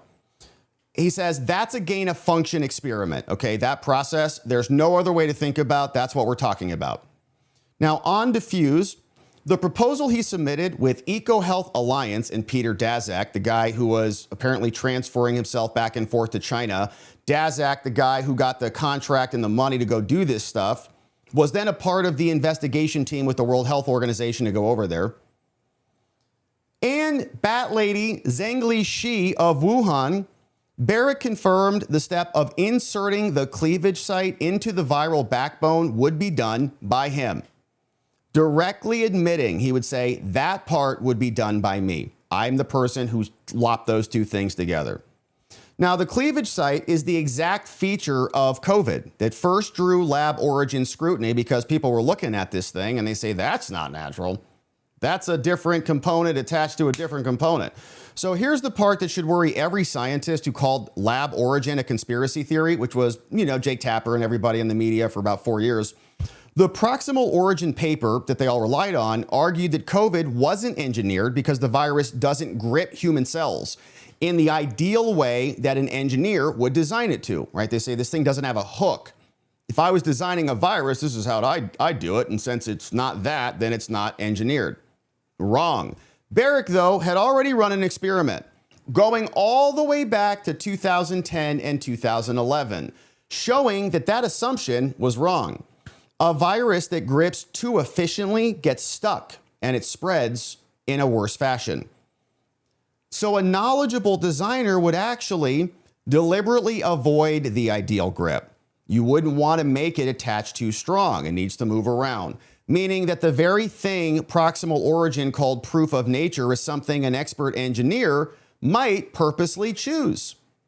So Baric said that he reported the experiment back over to the NIH. That's Fauci at the NIAID. He then destroyed the materials. And in fact, Baric was on the phone call with Fauci on February 1, 2020, when the whole world was melting down over this thing. Fauci, Francis Collins, Jeremy Farrar, and the other proximal origin authors, we read their text messages earlier this week. But he's not on the invitation list. He's not on the calendar invite, but he was on the call. Nor could he recall who invited him to that call. So as they're all talking about this thing, well, where'd it come from? How did it get here? Is there a cleavage site? Blah, blah. The guy knows exactly how to do it. He was the one doing it. He said, I couldn't find how I knew about the meeting. I just showed up there. Weird, he forgot. Now, 2 participants on that phone call, right as COVID was unleashing, told Rand's committee that they didn't even know Baric was there. Baric gave contradictory accounts of whether he spoke. First, he says, I didn't say anything. I stayed silent. Then he said, well, I may have introduced myself, and then was surprised that they didn't even know I was there. He served for over a decade as a paid member of the ODNI-backed group called the Biological Sciences Experts Group, and confirmed that his taxpayer-funded work for that group included a mouse model that was used in risky research where? In Wuhan. Now back to the money. In 2015, Peter Daszak from EcoHealth, he sent a marked urgent asking Baric and Bat Lady Xi in Wuhan to acknowledge USAID money that's now been defunded and NIAID funding on the Wuhan paper. He acknowledged that only 90% of the research associated with the paper was completed before 2014, before we got the gain of function pause. Now, NIH officials also requested Baric's personal research records during the February 2020 meeting with Fauci, the same documents that the NIH had supposedly reviewed years earlier. And during that meeting, by Barrett's account, they requested those documents again because the NIH didn't know where the documents were. So everything just went missing. Now, here's more from the actual transcripts. A lot of things are over at the reading room. And we've looked at many of these, including this one, which is now new. This comes as a summary from an entire 155-page deposition or interview. And it's a transcribed interview of Ralph Baric. Rand Paul's there, a lot of it's fluff, so we'll just hit the highlights. A lot of, conversations that, I don't know, I don't recall, blah, blah, blah. But here are the key findings. Dr. Baric testified that the preempt solicitation from DARPA, it was like a proposal. We want you to investigate this from DARPA, we'll fund it. It called on researchers to learn what makes a virus jump between species. He said unequivocally, I would do that. It's a gain of function experiment. Now, one of the main scientific papers says it was natural. And again, we got the highlights on that. He also had an unexplained presence there as a part of the follow-up phone call. And then he served for a long time as a paid U.S. intelligence community biodefense advisor, which is why a lot of this got covered up because it was intelligence. He was there for more than a decade as part of this group. He confirmed that he sent his taxpayer-funded mouse model, where he was inserting these spike proteins, to Dr. Shi at Wuhan. When China then later tried to sell that model back to American scientists, he said, "What kind of crap is this? I gave them that model. Now they're trying to sell it to us? This is not ethical behavior." He cast the sharing as being compelled. He said, "Well, I have to share this. And if you don't want me to share this research, you should write regulations to prevent that." Then Daszak sent an email marked urgent saying, "Hey, please acknowledge these papers so I can get my funding." The acknowledgement was not added until 2025 years later. Now, asked whether that delay wasn't an attempt to conceal USAID funding, Baric said, "Well, I don't know why I would have any interest in doing that." He said that only 90% of the research associated with the 2015 paper was completed. Then the administrator from USAID, Samantha Power, testified before Congress in 22 that we have no evidence that we had not authorized any gain-of-function research, and don't blame us for wrecking the planet. Again, during Baric's 2020 meeting with Fauci and others, all of the documents that contained the research were gone. NIH officials, quote, didn't know where the documents were, and none of this was brought up to Fauci. So the interview goes on, and there was another reading room document about public comments that were all hidden. Here, internal records reveal the agency had curated public discussion of COVID. They hid comments about Wuhan. They hid comments about that bad I-letter word that used to get banned on YouTube called rhymes with Mectin. An NIH official expressly acknowledged that comments about that had been hidden as off topic. And our main goal is to end structural racism. Okay. Everyone's dying from this thing, and they're focused on that. So the agency's moderation also reached the central COVID debates. They identified and collected comments about Fauci and vaccine misinfo, including comments if you said something like this, "Arrest Anthony Fauci," which we had, and quote, "Fire Fauci." Those were inappropriate and off-topic content on its pages. They used automated filters and human judgment to censor everybody, to restrict public comments. They knew what they were doing. They knew that Fauci was being dishonest. They knew we knew that, and they censored us anyways. The records describe the reliance on keyword filters and confirm that the agency personnel also manually hid comments before the litigation began. They paused that process after a lawsuit was filed, but then said we're going to do manual moderation if permitted by the court. They had conversations about expanding suppression tools, and they didn't really need to do these things because the social media companies were doing it for them.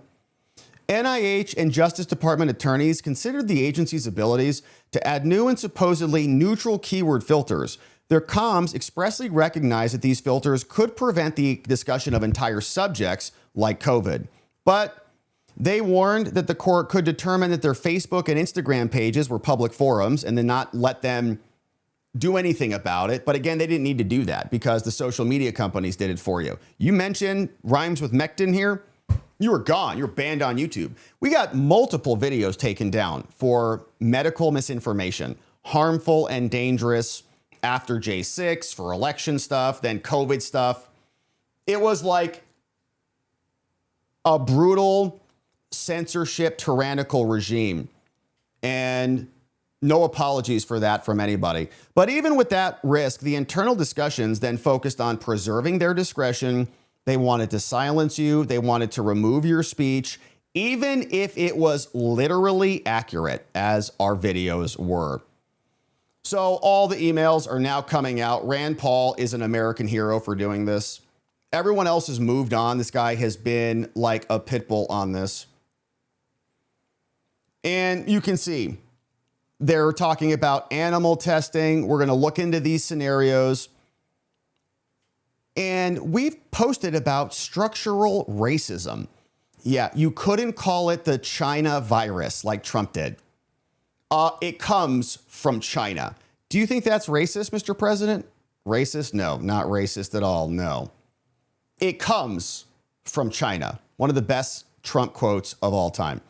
So they're giving examples. Go on Facebook, start to flag these things. And it was a mass censorship dragnet all across the nation. X was banning people, Facebook banning people. I think we're permanently banned on Facebook as a result of COVID. And we're still not on there, which I'm going to take a look at that. But I think we're still banned over there. So because of COVID and because of everything that happened back during January 6th. So litigation going on. They're targeting people.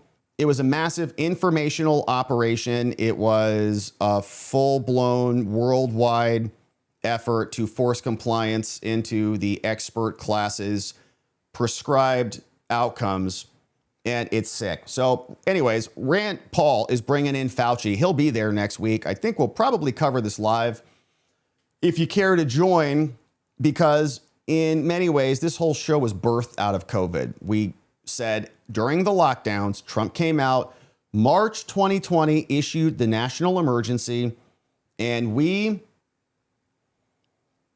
were so upset about what was happening. We had no idea what else to do other than to use our free speech, use our First Amendment privileges to get out and talk about it, and then they shut us down in many ways. So now it's coming full circle. Fauci's coming back. The subpoena worked. He's on the docket for next week. Anthony Fauci, we'll see what he does. He may just invoke the fifth. We'll, of course, wait and see. But Rand Paul said, this is the worst public health decision in history. Yet Democrats still praise Fauci. At next week's hearing, I will make sure that Fauci answers for his dangerous decisions and the consequences that they had for millions. And millions of people lost people that they love. Millions of people are still suffering health consequences from the virus itself. Many others suffering consequences from the solution. So here's Rand, and we're excited to see how fired up he is next week. Take on what you think you can get out of Fauci during this testimony. We know what Tulsi Gabbard said, that U.S.-funded research at the Wuhan Institute of Virology contributed to the circumstances that led to COVID-19, and Fauci misled the country, the administration, and the world about his role in it. What are you expecting at this hearing? You know, I expect he will not tell the truth. I expect him to dissemble.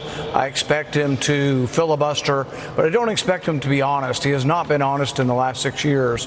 But we have the evidence now that he destroyed records, that he encouraged others to destroy records. We have evidence and the opinion of many of the people who worked around with him that the research that was funded in China and Wuhan was dangerous, gain-of-function research, and that this was perhaps the worst public health decision made in our lifetime, maybe in history, to fund this research in a totalitarian country, an opaque country with a less than safe lab and very, very dangerous research. So this was a terrible decision. And we know it was made consciously because Fauci has told us repeatedly that he supports this research. Even if an accident should happen, even if a pandemic should occur, he thinks that the knowledge is worth the risk. And I think the lives of 15 million people who died approximately would counter that, would say, well, maybe we should question whether the knowledge gained was worth 15 million lives. Yeah, I don't think it was at all. These people got fat and rich. They sold books. They had nurses doing the Macarena in their honor. They were anointed as saints. They had the halos photographed behind them.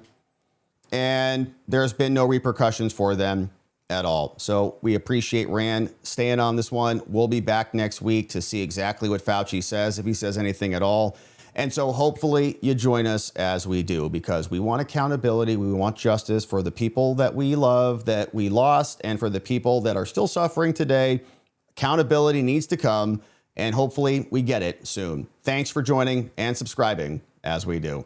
All right, friends, if you're just getting here, it has been a lovely stream. Thank you for joining us. Happy Thursday. You know what that means. Tomorrow is Friday. We're excited about that.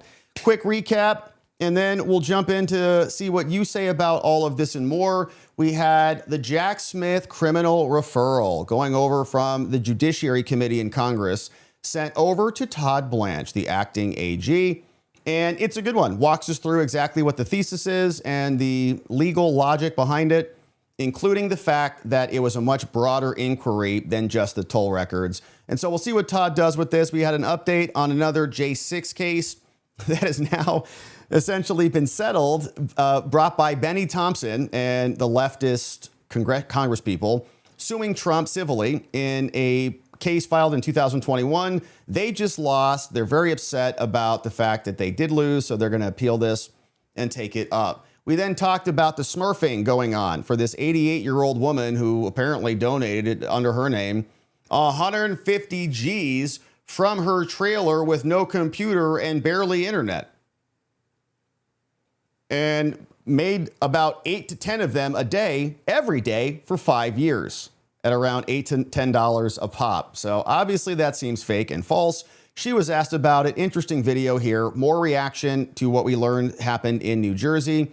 We had Caroline Leavitt out today. We saw Arizona has illegals on the rolls. Carville says, will you guys pass voter ID at some point, please? Good Lord. And even the blue states cannot get on board, despite Carville's best advice. They're now suing 24 blue states, suing the president, saying, give us our cash. We're not changing anything. If we want fraud to happen, we're going to get fraud to happen, and we still want money for it. Harmeet was here. We heard from base Mike Lee and others. And then, of course, we had some COVID updates, and we're getting ready for that big one next week. So hopefully come back and join us next week when Fauci is out and about. But now, my friends, it is time to hear from you. And we're excited to have you here. This morning, we had some internet problems on the day, but it was, I think, a neighborhood-wide outage that was fixed shortly after it took us down. And they confirmed it's good. So hopefully today's stream was good. I've got a very tiny percentage of dropped frames today. So hopefully it was good.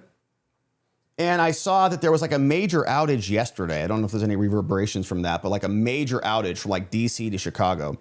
So yeah, good stuff. Anyways, we're back. This morning, though, we did have an update on, what was the segment we did before we crapped out? The Citizenship Act from Brandon Gill and Senator Banks. Very good bill. We read that this morning. We'll have a segment on that coming out. Tomorrow morning at 10 a.m., we've got Jeff Clark, who will be joining us.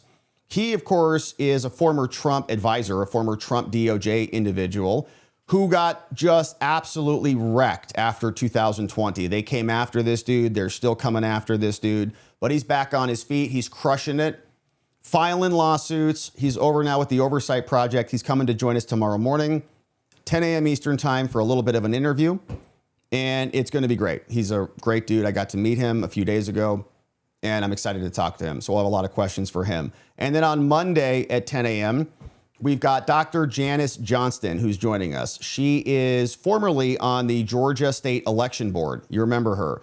She was the woman who was kind of in the middle, and she had that beautiful voice, and she would just kind of dig into these questions. Yeah, it was good. Yeah, I'm working on a backup internet. So the problem is I'm working on it. I do have a backup internet that's connected, but that also failed. I think once the whole network went down, so I've got a main line through Comcast. Once that went down, we swapped over to Verizon, but I think everybody swapped over to Verizon. So the cell network also went down this morning. Everything was down. I did speed test as soon as it all went out. That was also down or very slow, which is why the backup didn't switch over. So our next plan is to add Starlink to the 3. So we're going to have a 3 backup situation. So as soon as we were done this morning, I went up onto the roof, found a spot for the Starlink. So we're going to have a backup for a backup. Because I'm tired of this crap, man. It's ridiculous. Anyways, you'd expect the internet to work, in like the nation's capital. But it was the whole thing. I got a text message. Area, your house is in a network outage area. Thank you for that. All right, anyways, so we're working on it. Thanks for the feedback, though. And I followed, I think it was someone's advice, NY Reno or somebody said, try this software called Speedify, which will bundle various internet things. So we're trying on that right now. Yeah, so Starlink we're going to port 3 of these puppies into one system.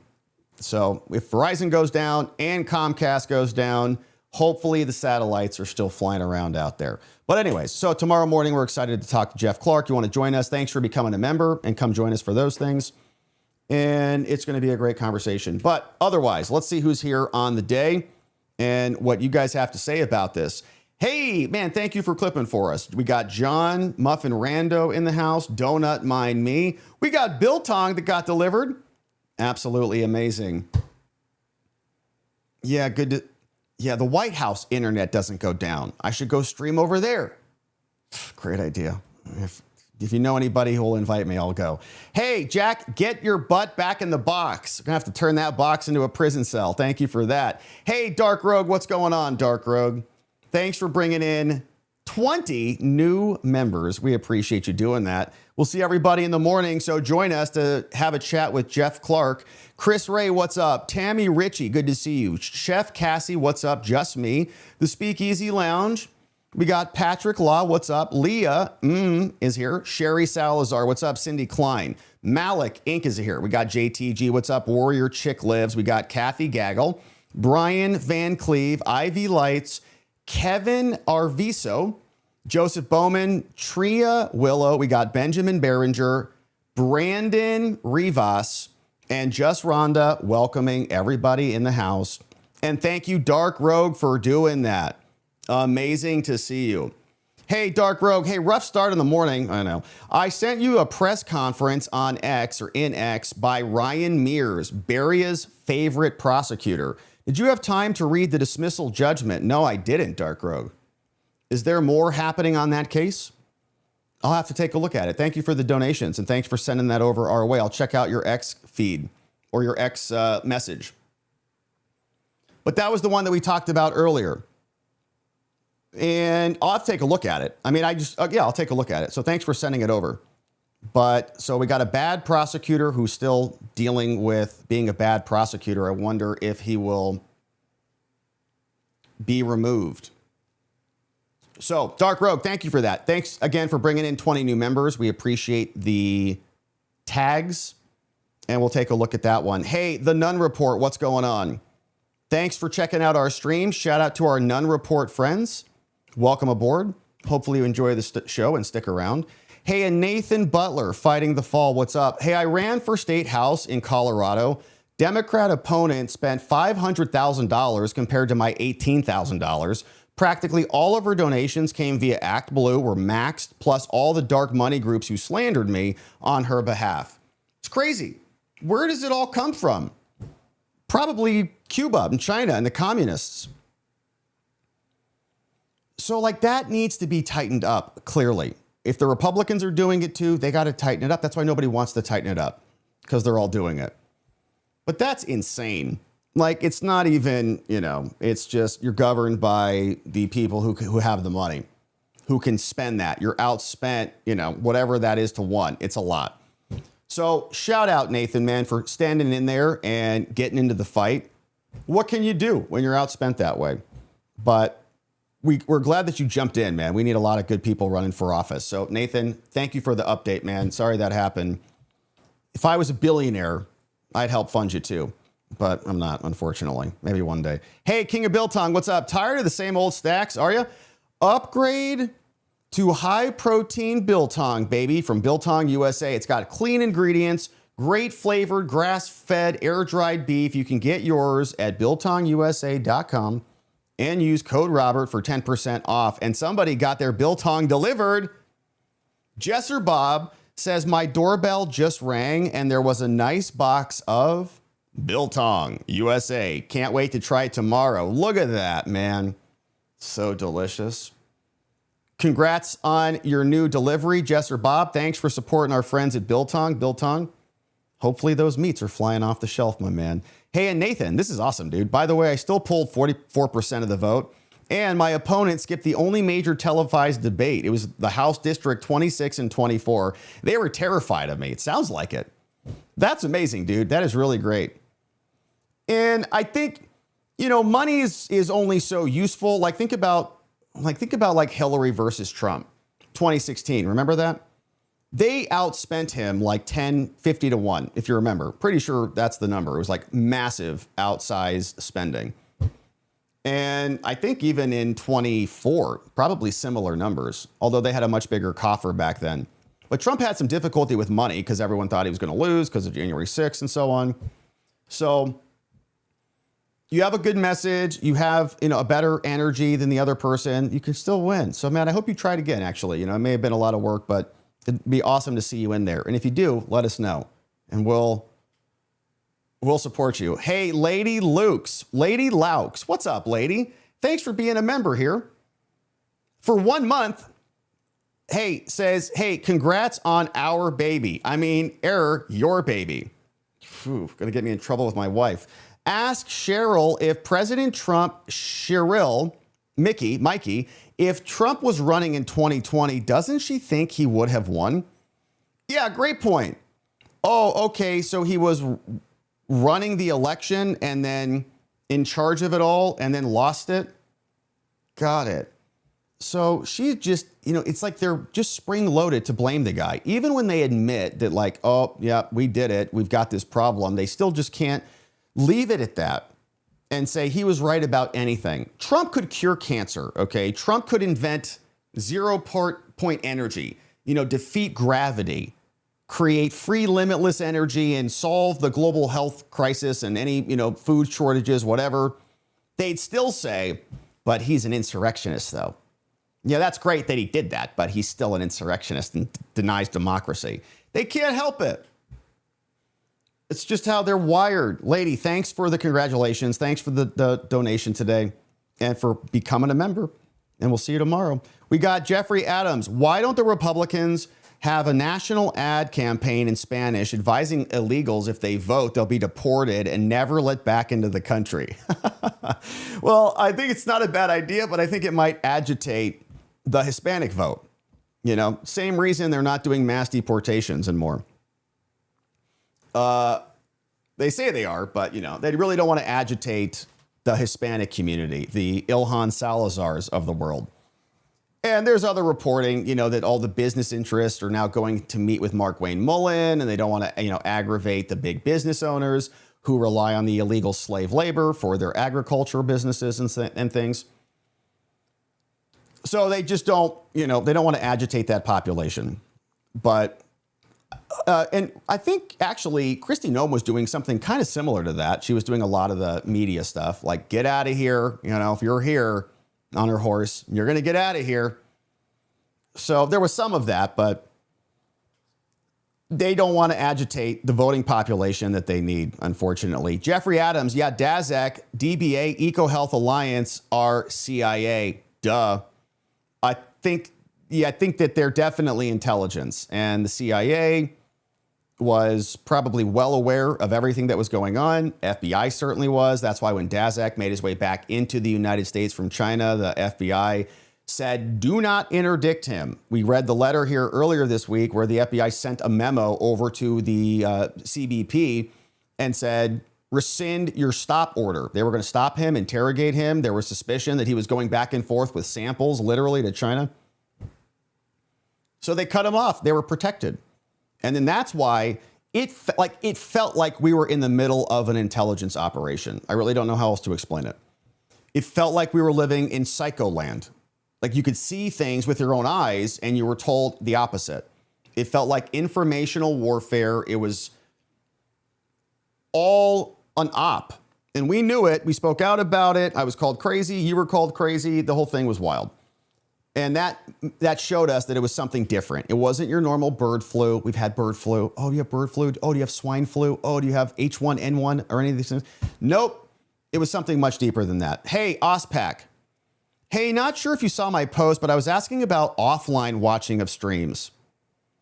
I just got back from Australia. I would love to be able to download the streams and then listen to them while flying or driving around. I believe this is a feature that you as a creator can turn on, which I think you can do if you might need to be a paying member of YouTube, not as a member, but as a like YouTube Red, or what is it called? YouTube Premium. I think if you watch on YouTube, it allows you to do that there. If it works for you, please do it. I'm back here in the People's Republic of Washington now, but maybe someone else can benefit. So I see you're on locals, OSPAC. I don't know that if I can do that on locals. I don't know if that is a functionality. I can look. Definitely happy to do it. I just don't know if we can do it. But I think YouTube allows you, like I'm a YouTube Premium supporter because I hate the ads on, on all the YouTube videos. And I watch a lot of, or listen to a lot of things. But you can then just download stuff right to your YouTube device. So that's what I would recommend. Yeah, I think with Premium, I don't know if you can do it without Premium, but you definitely can with Premium. So that would be my recommendation. Thanks for being a member over on locals, but YouTube is also has a lot of functionality. Hey, and Michelle Parsons. Yeah, we saw this one come through, Michelle Parsons. And Michelle, I did look up the other case that you mentioned yesterday, the Conwell case. Pretty interesting case. I've got that queued up. We'll see if we can maybe get to it. But he has a lot of body cam videos, and I was hoping they'd be a little bit more interesting, but they're kind of not. But anyways, very interesting case. He got arrested. He filed a suit. We may need to save that for next week, but I did take a look at that. So thanks for that flag as well. Michelle, another interesting case. Pennsylvania Supreme Court handed down another win for private property and warrantless searches. I think I also queued that one up too, courtesy of Rick D, essentially saying no to the open fields ruling. So in Pennsylvania, the Bureau of Land Management or whatever could just go onto your property. Now they say you can't do that. Several states have similar cases, might be going all the way up to SCOTUS. And so a big one. Yeah, thank you, Michelle, on that. I think I did see that one come across.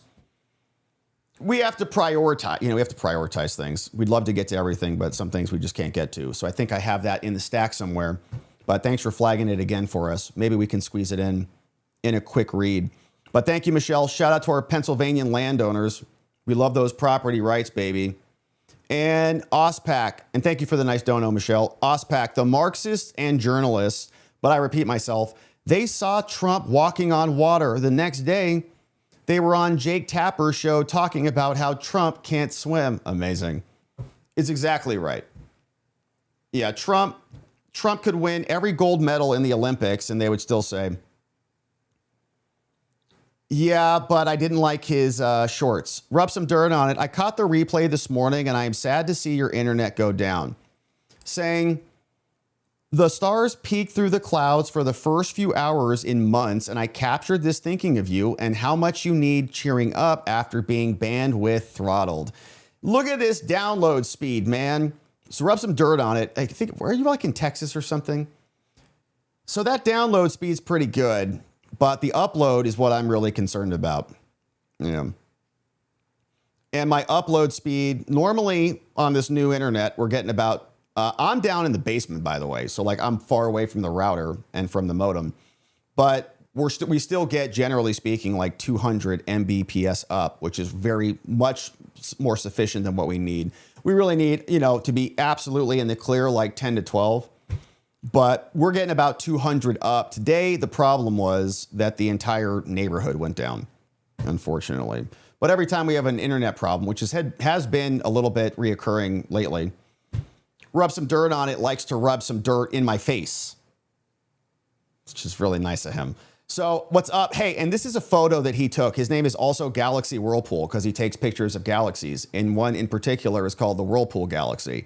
This is amazing. This is a real thing that's out in outer space, and rub some dirt on it, took a picture of it with equipment in his yard on the planet Earth. That's a real photo.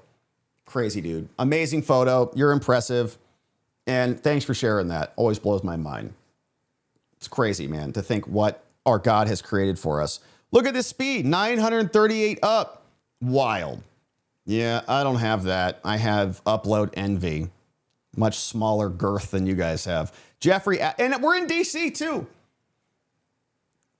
It's crazy. Even when I add Starlink, it still estimates it's like 15 to 30 up. That's it. That's all we get. I just can't win. I need to go to where do I need to go? Like Silicon Valley? Like where do I get speeds like that? Crazy. Yeah, Jeffrey Adams, are you aware of the killer up in Minnesota who killed the politicals, was sentenced today? Yeah, Vance Butler, I think. He got 2 life sentences, I think, back to back, right? He was, I think, the Tim Walz appointee at one point, shot and killed a judge. Horrific story. But yeah, I did see that headline. I didn't spend a lot of time on it, but yeah, he got sentenced today. So I think 2 life sentences, if I read that right. And I think he killed 2 people, so it's about right. So that's good. Justice done on that. I think that that closes that case out. But yeah, we didn't talk too much about that. Plus 40 years, says John, for some reason. Interesting. Yeah, we didn't really cover that too much on that one. Thus we stand. Hey, just got on. Any happy baby news? No baby yet. Puppy's still cooking in there, but she's doing good and just kind of waiting. We're like in the waiting mode right now. So what did they do? Her mom's in town, so her mom's here to help out, in case anything happens. We're like on call. So could be any day. And the more days that go by, more likely it's going to happen. So yeah, thanks for asking about it, Thus We Stand. Thanks for watching over on Rumble as well. We're excited and sort of filled with anticipation. So, but coming on soon. John says 5 more days. People are getting their days in. John says, I think, what was that, the 28th, 27th, 28th? So it's coming soon, man. And she's ready. I think my beautiful wife is very ready to have this baby come out. Because, it's inside of her, which seems like a whole experience from what I can tell. But she's amazing. Okay, so friends, let's check a couple of comments and then we'll wrap it up on the evening and wish you bon voyage. What's up, Crazy KPM? Rob, Jack deserves pity. Put Bondi on it. Oh, gosh, says Crazy KPM. Like, is Bondi going to do anything? I doubt it. Barry, like I said before, until there's justice, it feels like it's Groundhog Day. It sort of does. I know it takes time, but we've all seen and lived this before. Not a Debbie Downer, just can't get that easily excited anymore. I don't think you're alone on that, Barry. Rick D, hey, businesses in Chicago are now having to lay off workers and suspend their company because Obama won't pay his library bills. He's stiffing the workers. Barry, wow. Here's a very sad person that you can see outside the garbage can with words on it. Great. Right there. Amazing. Hey, Jim Tells You. We'll send some friends over your way. Hopefully you guys are enjoying Jim Tells You on YouTube. And you go check out his show. Sharpie Guy. Thank you, Sharpie Guy. Yeah, I think that's a pretty good one. You're so clever with your word choices, Rob. Ilhan Salazar cracked my focus, sharpening some surgical tools. It's pretty good. I burst out laughing and the people around me looked at me like I'm peculiar. You're not. It is funny. Still, brother, fantastic. Loved it. Thank you for that. So good, Rob. Keep it up, please. Sometimes we can get them. So, most of the time not. But every now and then, like 1 out of 20, it's good. All right. So we keep trying. It's like Wayne Gretzky. It's like, you got to just keep shooting. Did he say something like that? Rub some dirt on it. Tell Alexis she doesn't really need to hang on for my 7/27/2026 prediction. So it's coming. Yeah, that's like 4 days from now. So don't even need to have any anticipation. Don't need to worry about it. It's just going to come on the 27th. Rub some dirt on it. Put a pin in it. And so, what a relief. We'll just wait a few more days and then this little creature will be here. Good stuff. All right. So thank you, friends, for sending those in. Let's say what's up to some friends on X. If we got anybody over there saying hello. Couple of comments. We got Rub Some Dirt on It in the house. Thank you, Rub Some Dirt on It, for sharing our locals. Watchingthewatchers.locals.com if you want to join us on locals. Join as a member on YouTube if you want to join us there. And we'll see you tomorrow. We've got a good interview queued up. And Lady Barb Plumley says, what did my governor just say? And shared this reaction photo of this woman right here from Lady Barb Plumley. Yeah, Mikey Sherrill, is that your governor? That's why you're making that face. What the hell is she doing? Yep, that's what she said. So, all right, so good stuff. Friends, we'll pause here on the evening. It has been a lovely stream. Thank you for joining us. Thank you for subscribing if you're out there and you haven't already done that. Thanks for liking the video on your way out. And then, of course, Thank you for returning tomorrow. Big thanks to our amazing mods. We've got John in the house. What's up, Muffin Rando? Donut Mind Me. We got K Bean in the house. Carrie B helping out. We got Neuro D, Janek, and Dog Digger. We got Geegum Geegum, Elliot, and Just Rhonda. Keeping things nice and orderly around here. And thank you, my friends, for joining us. Thanks for sharing the show. Thanks for coming back tomorrow, because we will be here again to close out the week nice and strong. And in order to do that appropriately, we are going to need to see you right back here so that together, with your help, we can shine that big, beautiful spotlight of accountability and transparency down upon our system with the hope of finding justice. Make it a beautiful evening. Sleep very well. We'll see you right back here tomorrow. Bye-bye.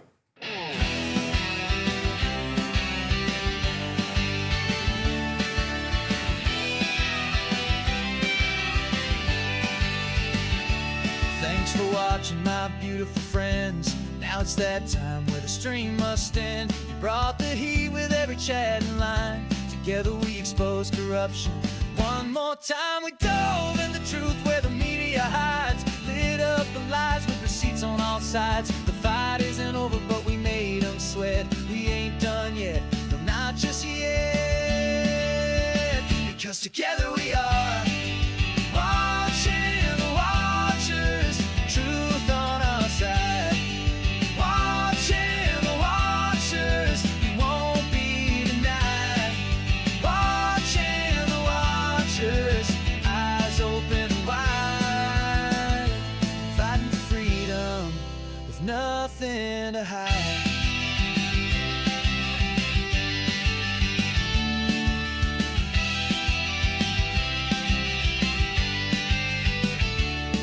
Drop a like and don't forget to share. And bring a friend who's ready to care. Tomorrow's lies are just today's news, but here we see